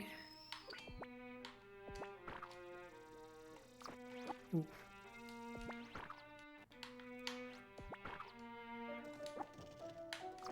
Jerk.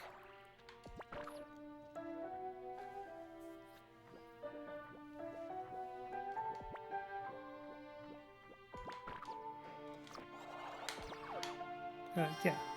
Collect that flower to recharge Healy-Hoo. Wait. Oh. Oh, no. I wanted to be recharging... I wanted to be recharging Fluffly. I might have to not do one of the skips. Oh no. It's okay.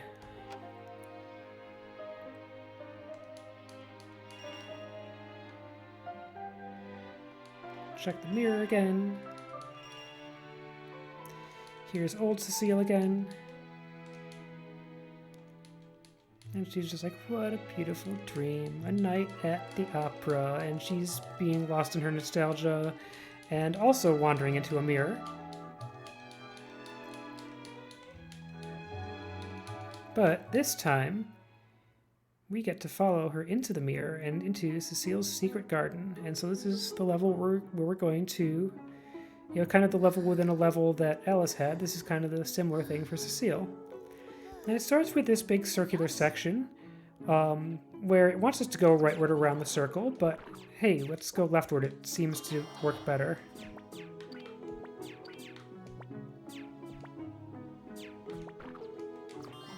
All right, I got a Fluffly charge back.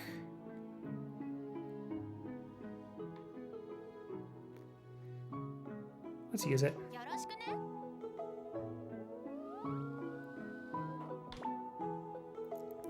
Because these zip lines are really not very zippy, and I would really rather just skip over them.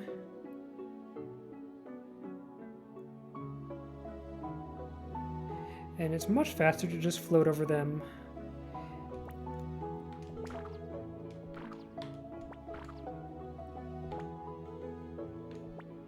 I just gotta hit these buttons in the right order to summon the correct platforms and do that.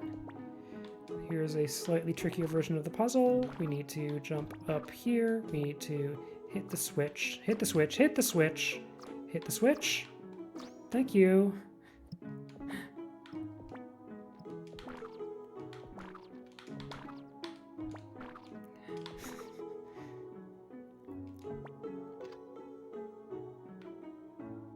And continue around the loop.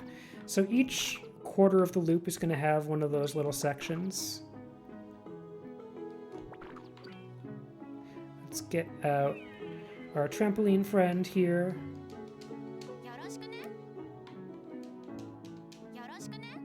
Fine. Let's instead use the Explodey Frog. There's more than one solution to this problem. Oh! Oh no! Okay, wow. If I'd known that dropped a flower, I would have used it to recharge Fluffy.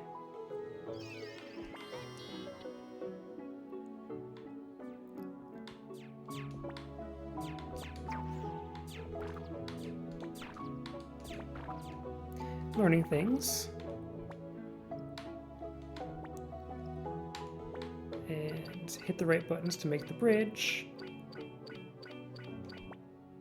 That's all there was to that section.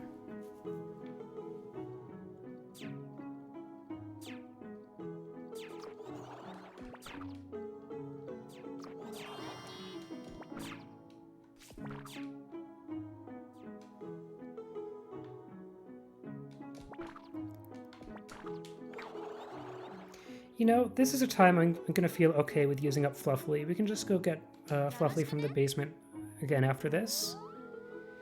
And float across this gap and not have to solve the little timing puzzle down there.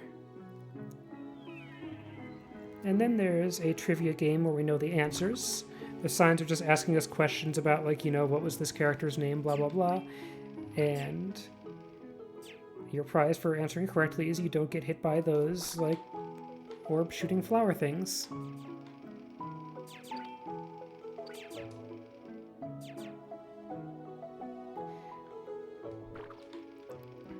But apologies, Fluffy, we'll go back to get you.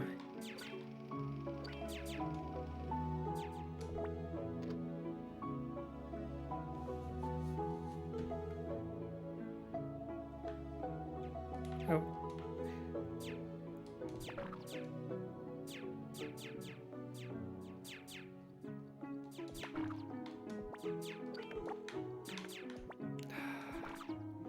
Trampoline then? Okay, or we'll wait for the platforms to come back.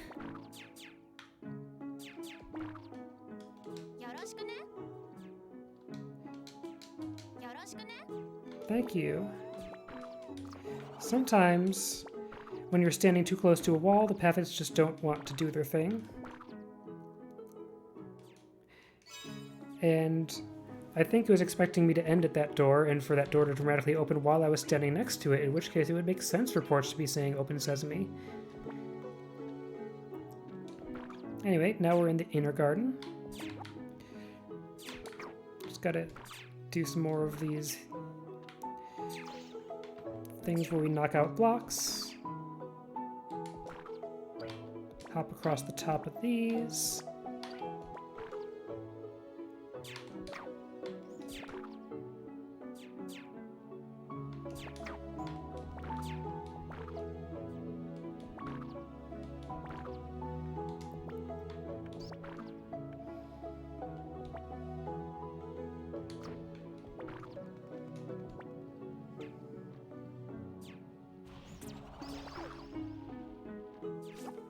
Ow.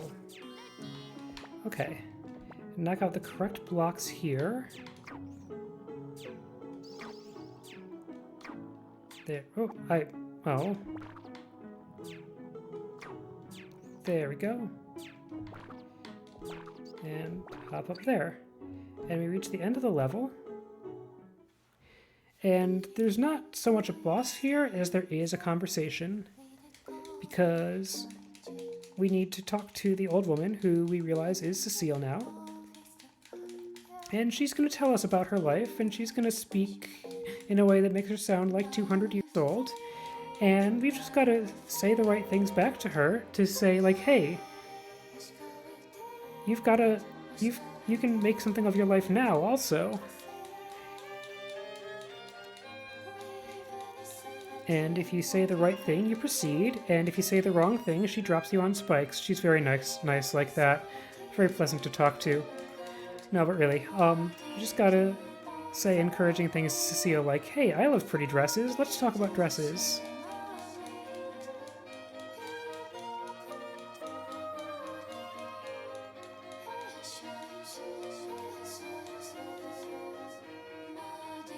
We'll try them on together. Wouldn't it be nice if a friend helped you pick out your dress?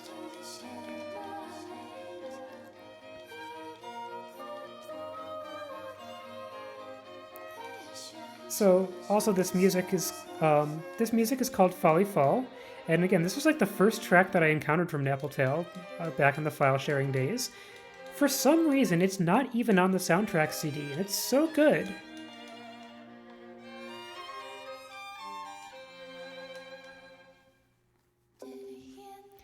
But yeah, we just get to solve the problem of this level with friendship, and instead of with, you know, hitting things repeatedly with our racket wand. Hey, there's a cute neighborhood cat. We were born in the same year. That's kind of adorable.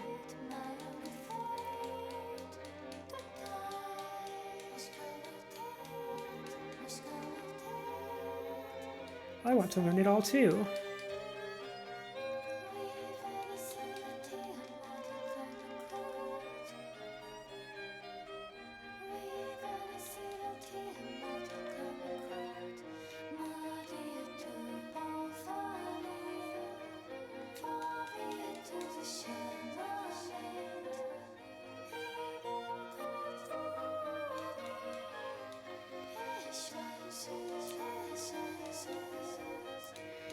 Let's throw a big party on your birthday, Cecile. I'm sure everyone will come, except me, actually, because I'm leaving. But let's not talk about that right now.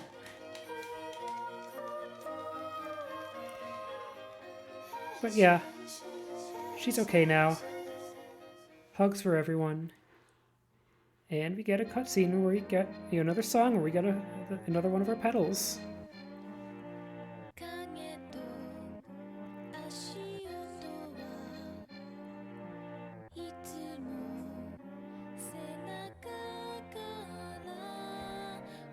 And we get to meet the reverse time fairy, the pointiest fairy. Speaking of gratuitous character design.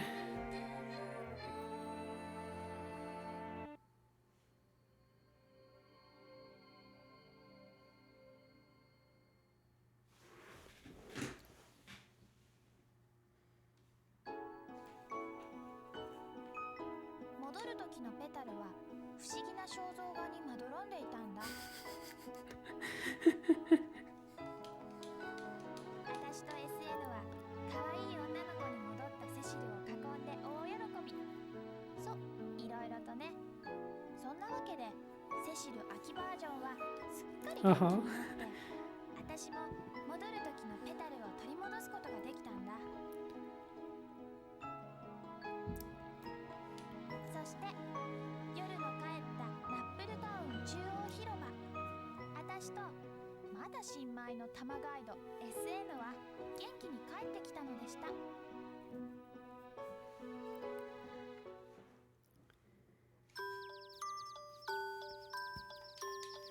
Yay, we got a petal.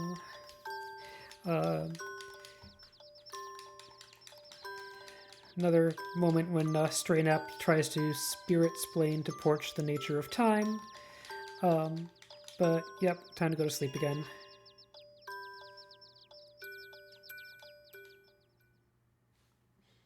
Good night, world. So there's really only one thing we have left to do, which is that we need to finish solving the problem of Winter Frog Car, that his transmission was freezing up.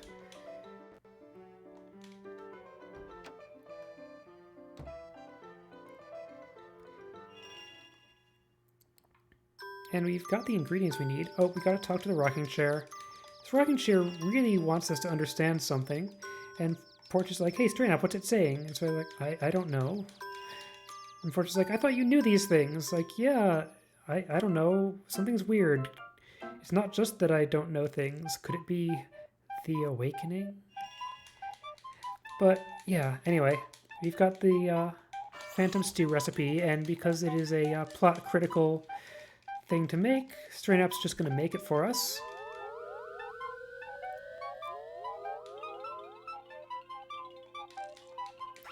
So yeah, we made the ice cream maker, which of course we're going to be using to make stew. Did Stray Nap not have an ice cream maker before? I don't know. Also, gotta remember to stop at the basement, where Fluffly is going to be waiting patiently for us.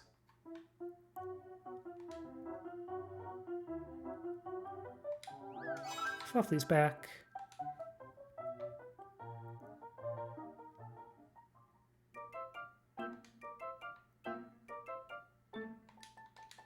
And let's go. because it's a new morning. We've got to go to the City Hall meeting again. This version of Frog Car is still doing okay.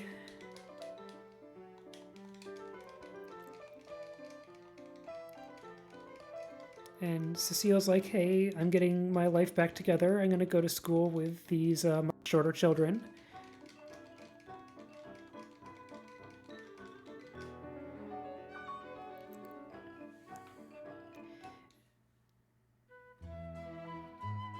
And yeah, now we're just going to head directly into the winter to meet Winter Frog Car again.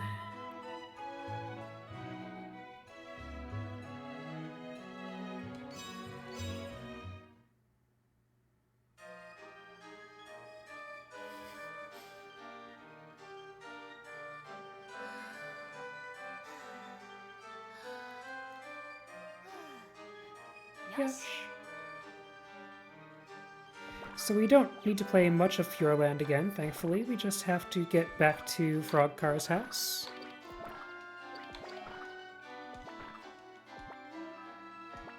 Ah.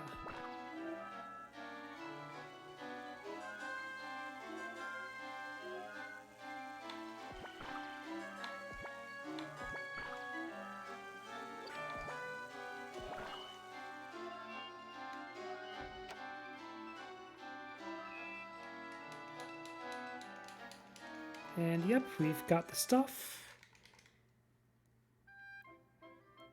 フロッカーじいさんは SN のお願いにすぐに応じてくれた。 Good night, Random Stallions. Thanks for being here. 幻のシチューアイスが早く欲しくて我慢できなかっただけかもしれないけど。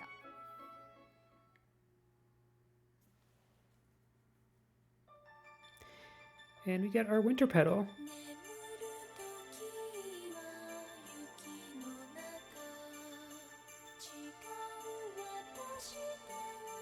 Featuring Frog Car as Santa Claus.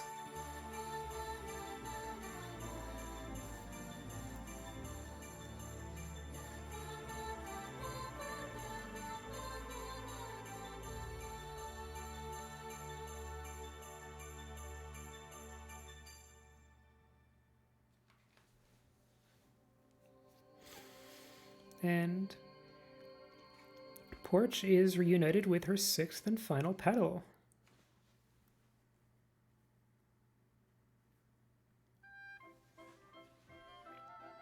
こうして私は冬のペタルを取り戻すことができたんだ。そして冬が帰ったナップルタウンシルバーラインストリート。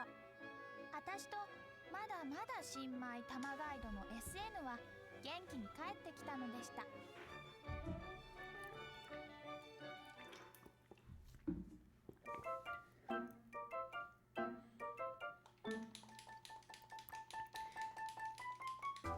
Alright, so Porch got her pedal back. Mayor Frog Car gets his Phantom Stew, which even looks kind of like ice cream. And Porch is like, hey, I want some of that, it looks delicious. And Serena's like, oh, I threw the rest of it out, it wasn't good enough. And Porch is upset, and this is going to be another opportunity for Porch to snark at Stray Nap. And Serena's like, hey, you got all your pedals back. And Porch is like, yep, hasta la vista, SN. So you start to have these dialogue options for like whether to actually start being like nice and friendly towards Stray Nap, but selecting those takes more time, so I'm just going to be snarky at him. But yeah, because we've got all the pedals, that kind of means that it's time that Porch can go home.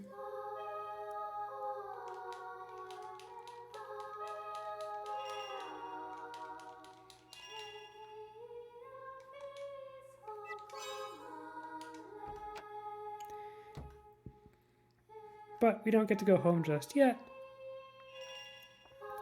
Mayor Frog Car needs to throw a celebration in honor of the, in honor of Porch, all the things that she has done for Napple Town, all of the minimum number of things.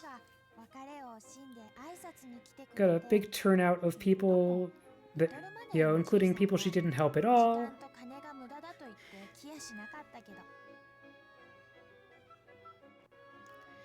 In the background there you can see Barnes the Wolfman, who still lives in a garbage can because Porch didn't help him, but Porch can't solve everyone's problems in 3 hours, right? みんなとってもいい人たちだな。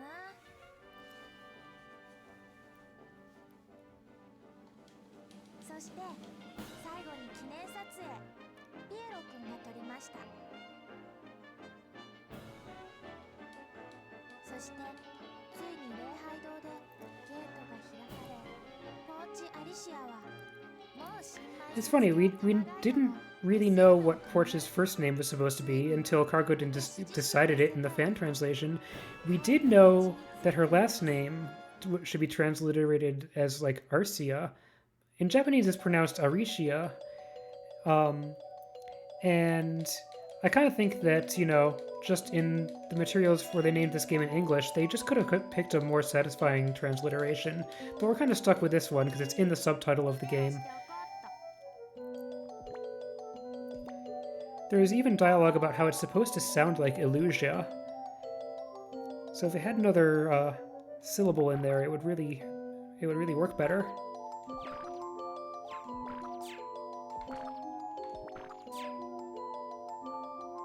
But anyway, here we are in the what's kind of going to be the last stage, the bridge back to the real world.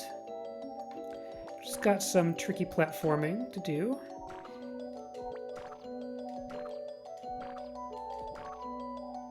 Kind of a Bowser level where, you know, everything's made of collapsing platforms.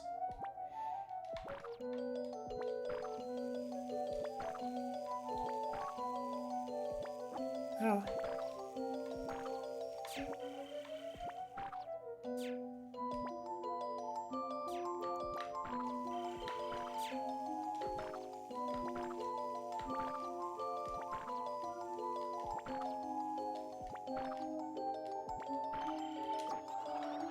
Alright. That's a hard platform to jump onto because there's really not much room to jump onto it and not be hit by the enemy, but I did it. This level's going pretty well.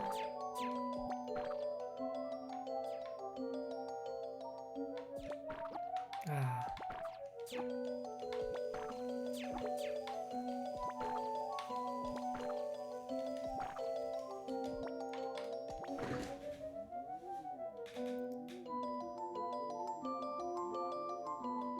Let's get out Healy-Hoo. We're probably going to need her help at some point.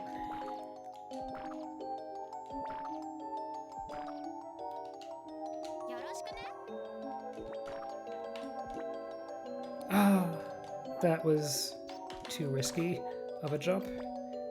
It's okay.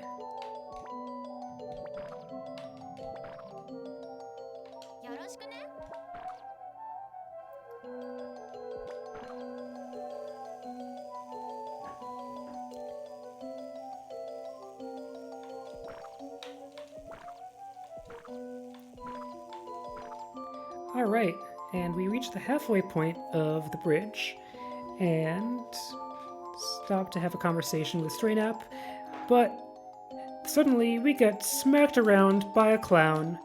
How incredibly rude.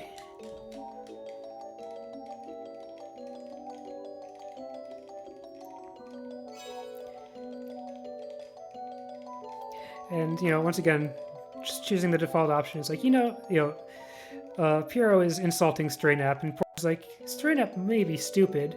In fact, he's really, really dumb.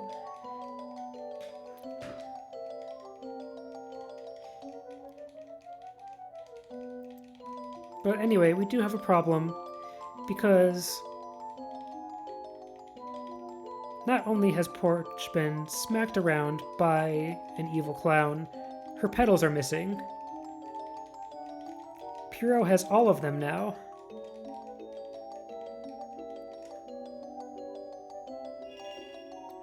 Time to get mad.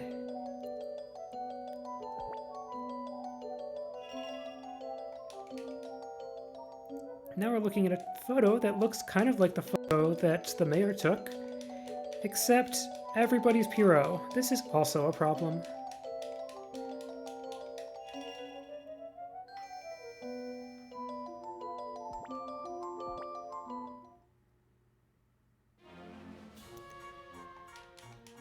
So Porch is trying to confront Pierrot, except Stranap's like, no, this isn't Pierrot.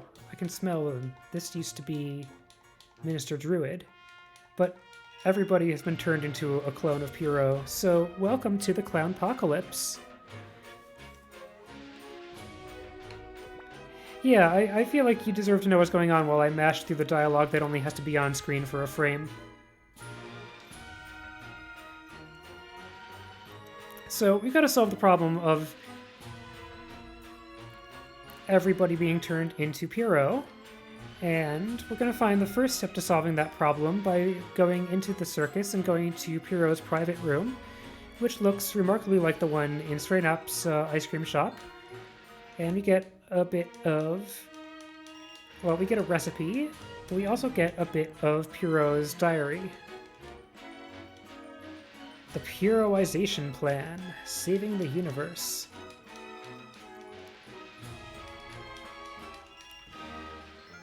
And we get to hear his maniacal plan to turn everybody into himself, and it rhymes.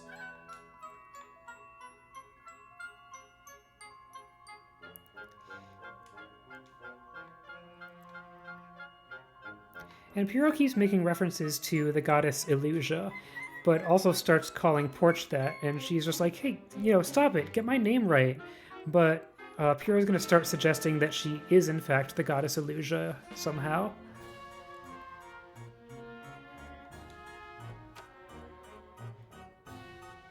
But anyway,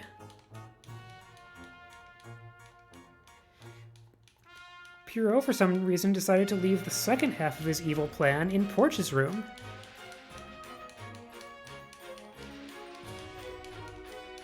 I'll use a blanket to dream of town, and then I'll dream we all were clowns! So, we've got the recipe to make a dream camera, and that's what we're going to use to solve this problem.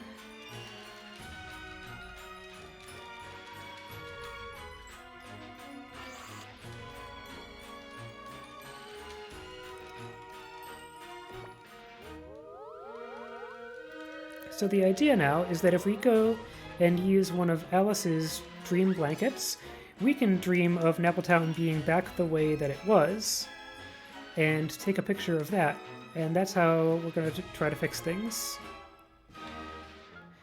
Also, one more safety save.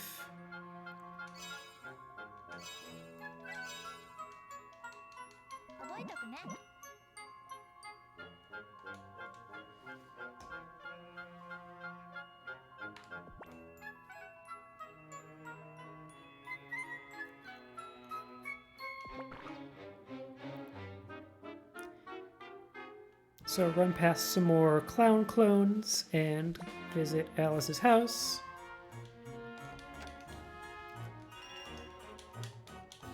And we're like, we're sorry, we really just need to use your blanket.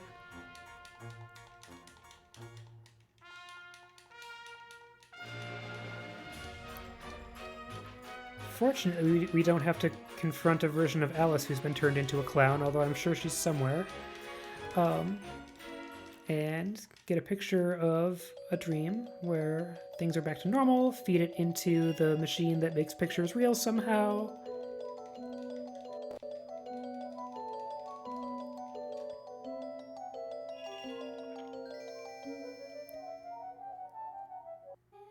So that aspect of the problem is solved, but we still got to confront Pierrot because he's got, he's still got these maniacal plans.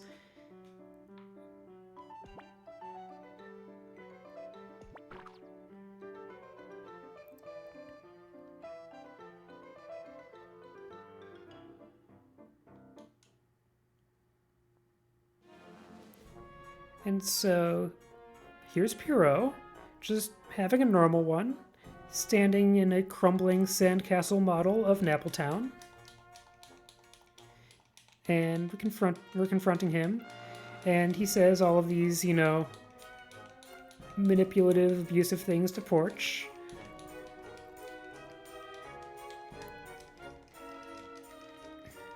About how Porch is incomplete and he really needs to teach her a lesson. And this is his way of showing love, blah, blah, blah. And his particular way of showing love is that we have to fight 2 of his henchmen. I used to have a big problem with this fight. It's gotten a lot easier for me. Especially realizing that we can start out by just, like, getting a couple hits in on both of them. And now I want to attack the one with the shield. It's actually the less predictable one.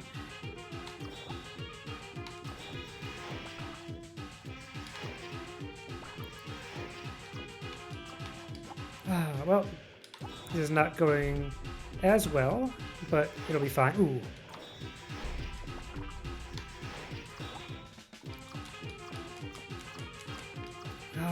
Shielding everything. Get out of here, Gomez. Thank you. Alright, now we just need to stop Garg from swooping around.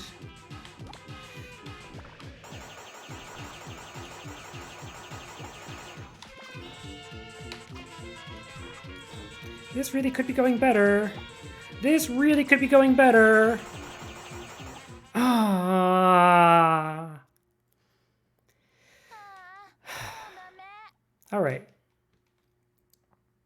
And this is why I safety save, and this is why I added some time to the estimate, because sometimes you lose to a boss. And you just have to reload a save.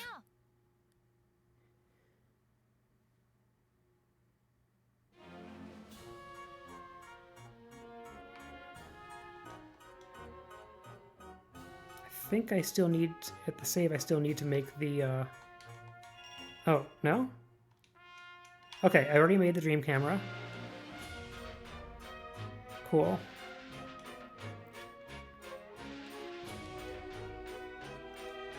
While we're doing that bit of backtracking, do I have time to get in a quick donation? Yeah, definitely. Yeah, I have a $29 donation from Cloudy One who just says, "Love what you're doing."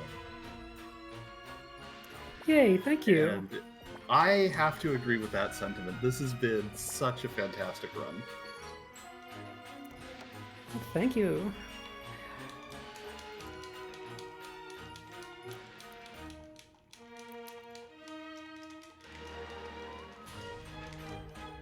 Alright, so once again, try to dream a dream with fewer clowns in it.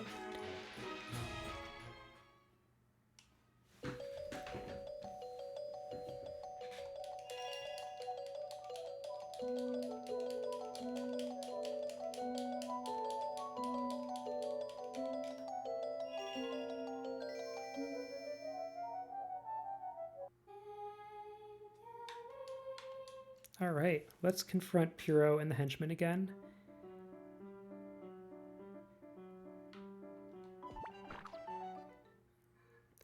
The trick that I had figured out that made the fight a lot easier was that I can get a few hits in on both of them at the same time, usually at the start of the fight, but Gomez went like immediately into the attack that meant I had to stand back, and that didn't work out.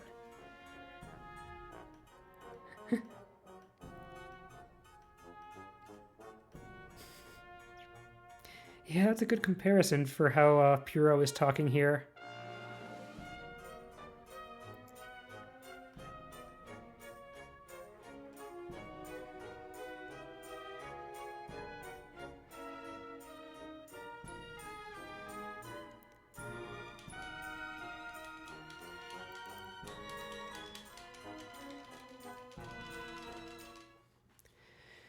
All right. There.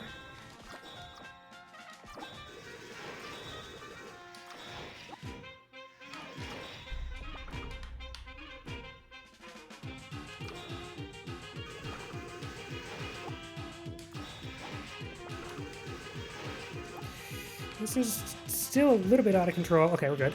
Okay, that's fine. We're now just gotta deal with Garg and not get hit 4 more times.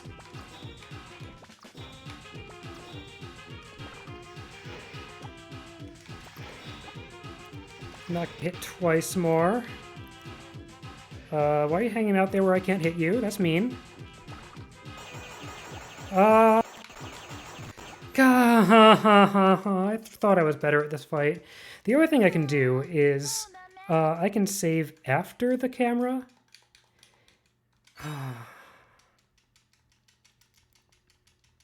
Hmm. じゃあ行ってみよう。 I've had some runs recently where these last battles have just gone perfectly. Okay, so Dream camera's all set. Yeah. There's just a lot going on at once, but usually I can do enough damage at the start of the fight.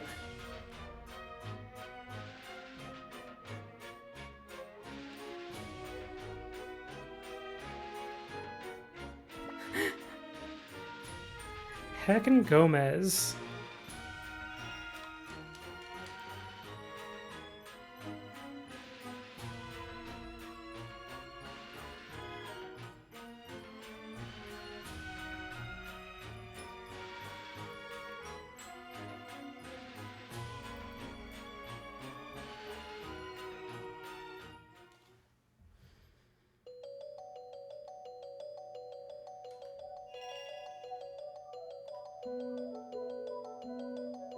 In case you're wondering, you can't use Pathits during a boss fight, which is really when I'd want to use Healy Hoo the most.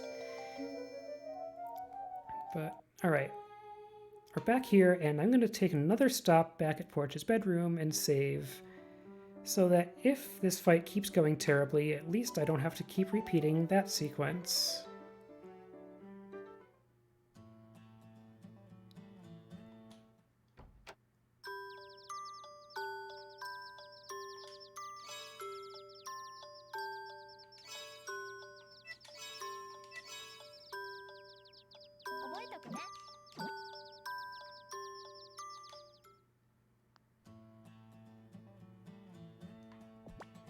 Alright.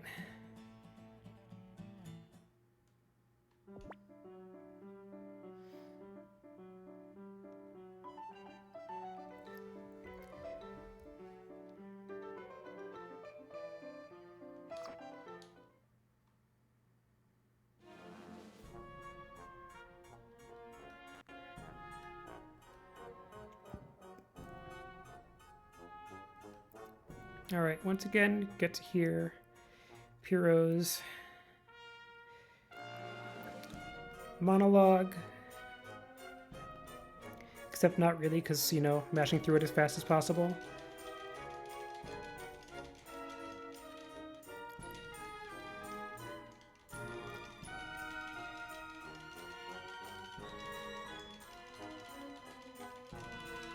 You even get 2 buttons to mash with. Also, I allow turbo in the speedrun, because why not?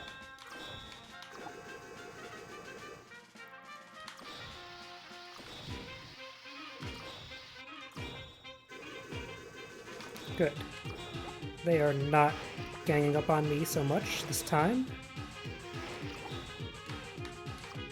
Oh, there's that shield.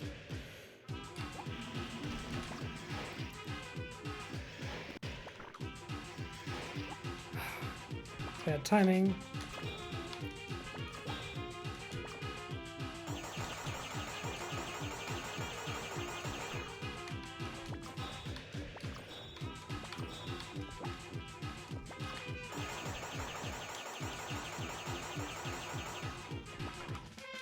Come back here.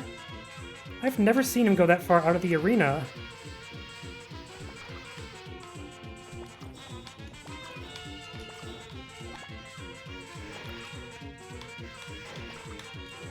Get destroyed, Garg. All right. All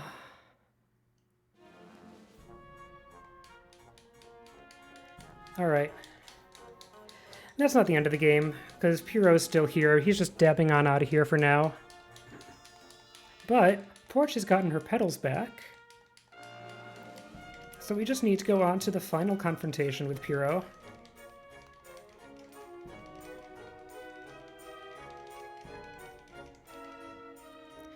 Meanwhile, checking in on Garg and Gomez.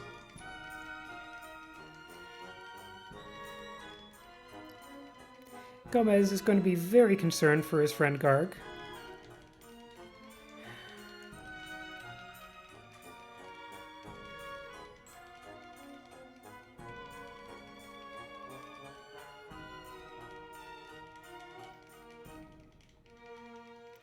Alright, Garg's okay. And now they can just go get drunk at the bar. The sand bar. I guess they live inside the sand model now.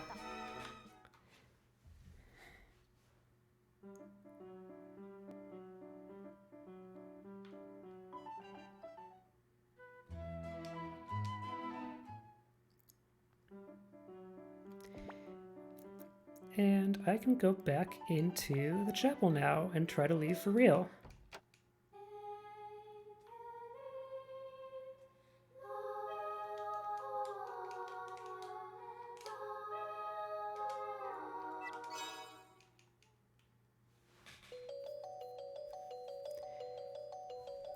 Alright, so I'm going to be playing this part of the level again, and I'm going to be trying to take moments to heal with Healy Who. And since we're repeating this part, once again, if you've got anything to say, Leggy, this would be a great time. Yeah, just a reminder that we are Speedrun Ragnarok, an event put on by the RPG Valkyries, an inclusive group of female and female-leading speedrunners who all love and run RPGs.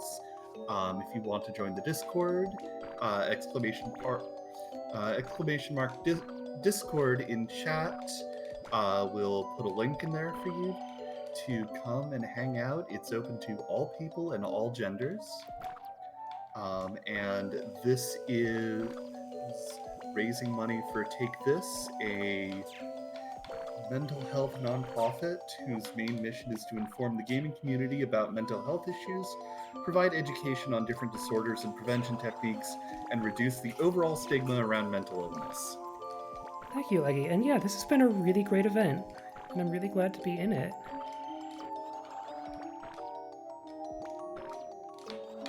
Oh, I want that health. Thank you.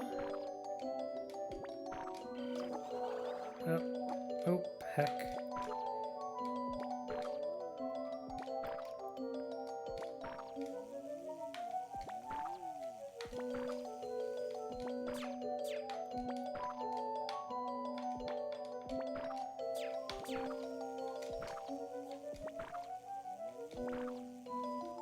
Okay.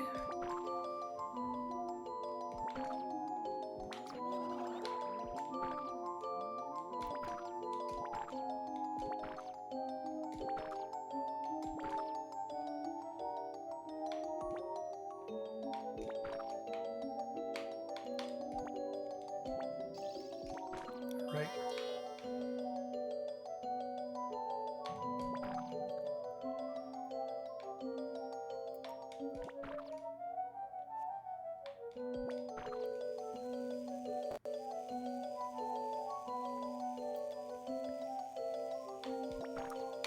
We're almost at the halfway point of Mirror Illusion again, and at this point we get to go on, and remarkably it's going to get a little bit easier from here.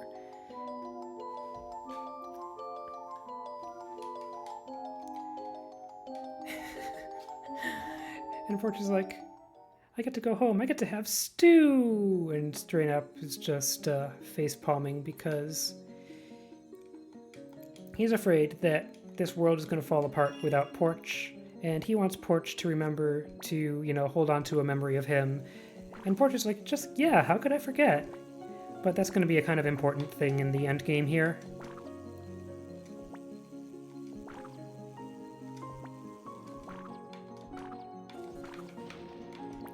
And once again, I mean, it's all been lovely music, but for this last stage, we get really lovely music.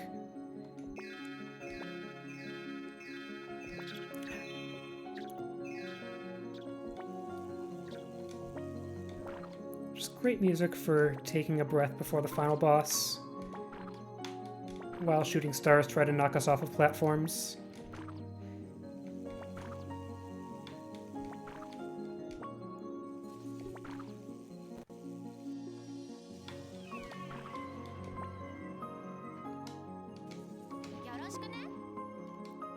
Do this fluffily one more time.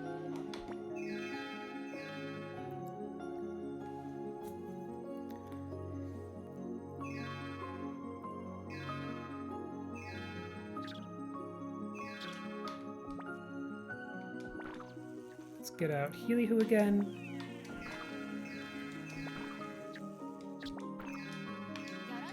And I can completely use up Healy-Hoo now.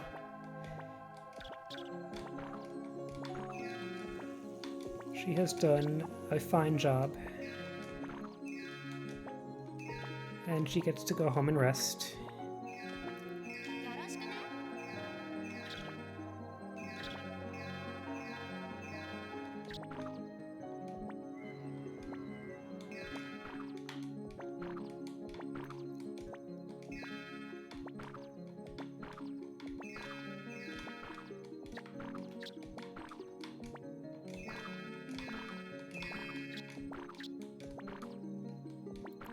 And, oh, save.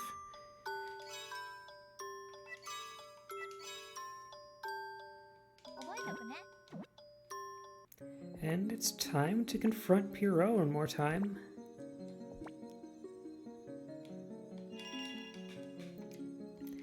And he's going to monologue a little more, and we're going to...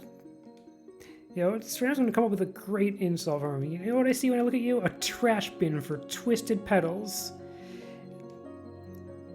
And Pierrot's just going to rant about how he loathes everything that's incomplete, and he needs to be the only complete being, and nobody else understands him. And now we fight.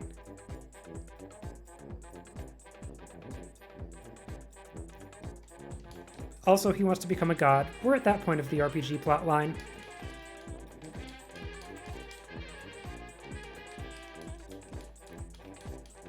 Yeah, it's a really good expression. I've got an emote of it.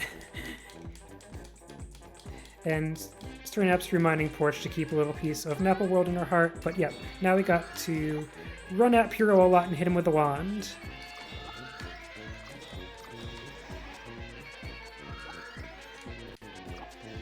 Oh.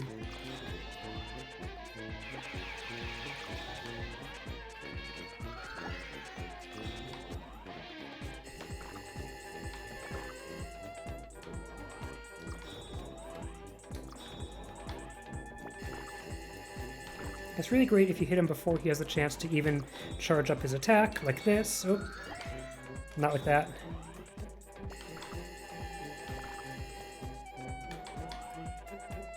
Ah. There we go, that's phase 1.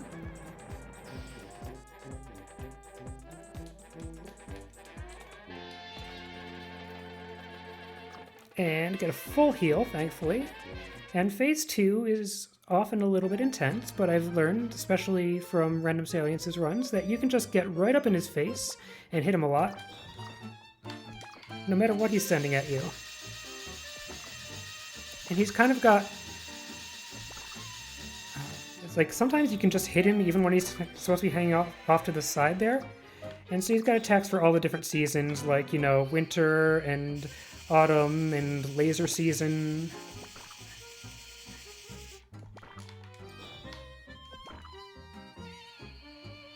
Gotta run away from these, though.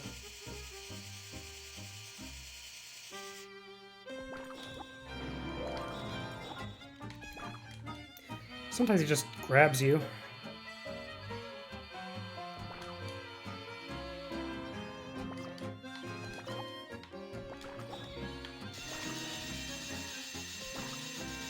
There we go, that's the second phase.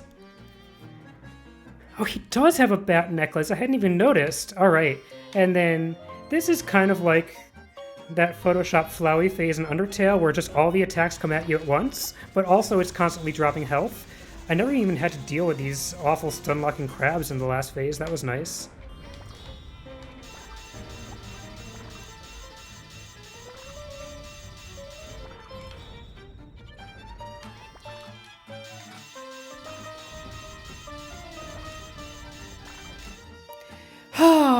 And that's the game. Except, it's an all songs run. We've still got one more song to hear. It's a really good song. So, we get a little more monologuing from Pierrot. We get some denouement, is that how you say it? And then we get a lovely ending song.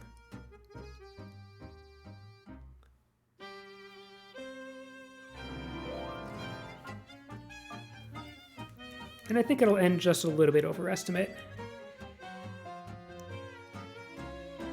Denouement. Denouement.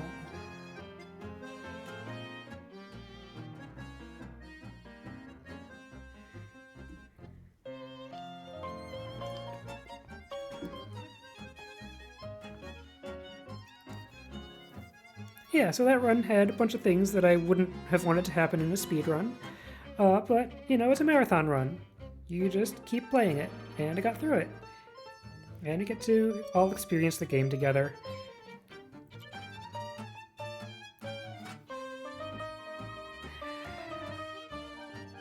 But still gotta conclude this fight.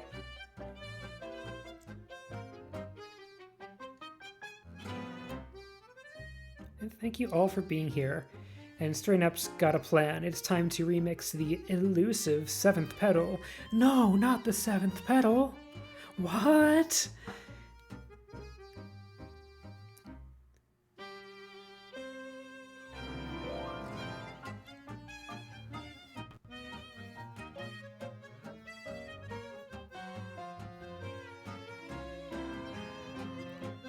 It will all disappear. Don't you understand, Illusia? Napple, your friends, all of it. But Stray Nap believes that Porch will hold on to Nappletown in her heart.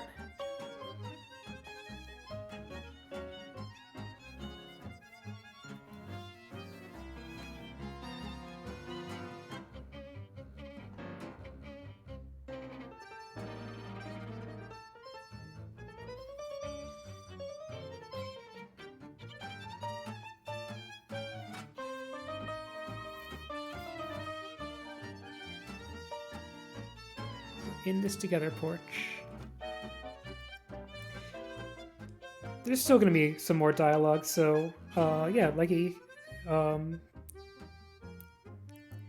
you got anything else, go ahead. If you don't, that's fine. Yeah, I just wanted to remind people about our upcoming donation incentives real fast. Uh-huh.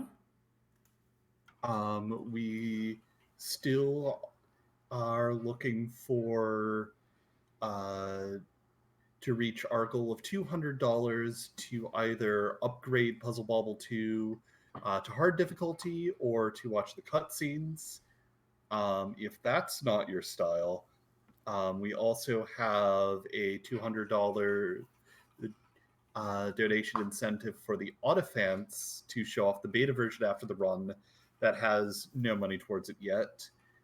Camp California has an upgrade, to cutscene percent that's at $20 out of $250. And of course, there are many, many other donation incentives you can take a look at our donation link, which I will put in chat right now. You really want cutscenes for Camp California? I mean, I just want all the cutscenes Yeah. in general. Obviously, you know, this run is by far the best of those. Oh, wow. But Thank you. Yeah. Anyway, so yeah, turns out we defeated Pierrot, who was getting very Kafka-like. It's just kind of a hazard of being a clown. And Porch became the goddess Illusia instead of Pierrot becoming a god. But yeah, now she's got to leave. She can't be a goddess forever. She's going to let Nappletown do its thing. And we get a final song. And I love this song. Get to see Porch returning to the real world, returning to the summer festival, where she's been maybe napping, maybe spirited away, whatever you want to believe.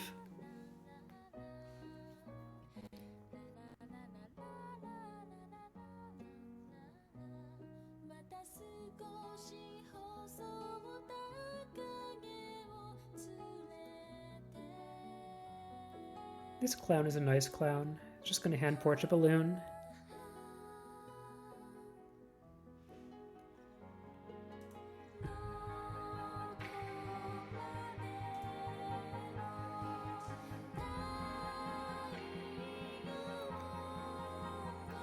Porch finds her friends again.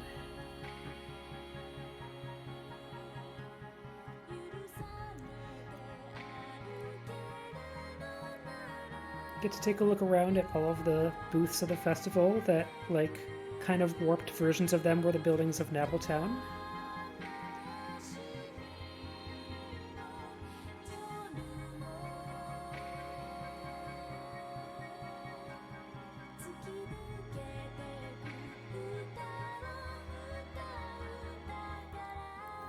Get jostled around, accidentally lose the balloon.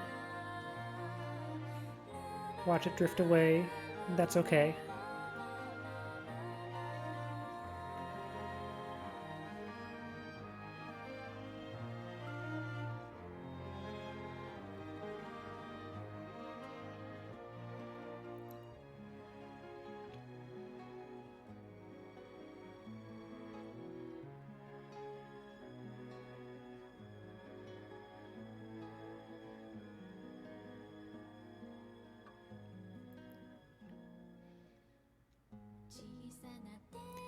It's time to run home, and she's still kind of metaphorically got wings.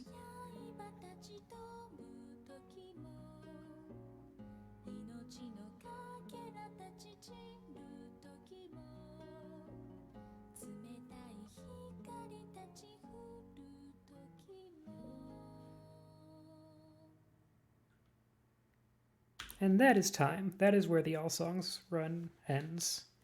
Thank you all. I'm so glad that I get to do this comfy speedrun for all of you. And introduce people to Nebeltail, which is just such a lovely game. Yeah, so thank you so much to Speedrun Ragnarok for inviting me on here. Thanks, Leggy, for being here hosting.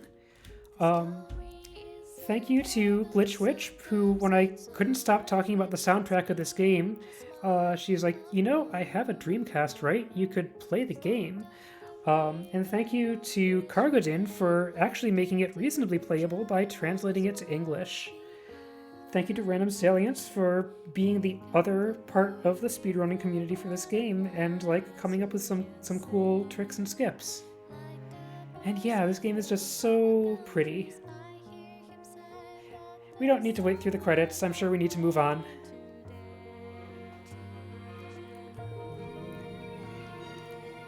Yep. And thank you so much for showcasing this wonderful run for us tonight. Coming up next, we have Puzzle Bobble 2, the arcade version, and we're going to head on over there shortly. There will be a quick restreamer swap, but the stream will be back momentarily afterwards. All right. So stay tuned.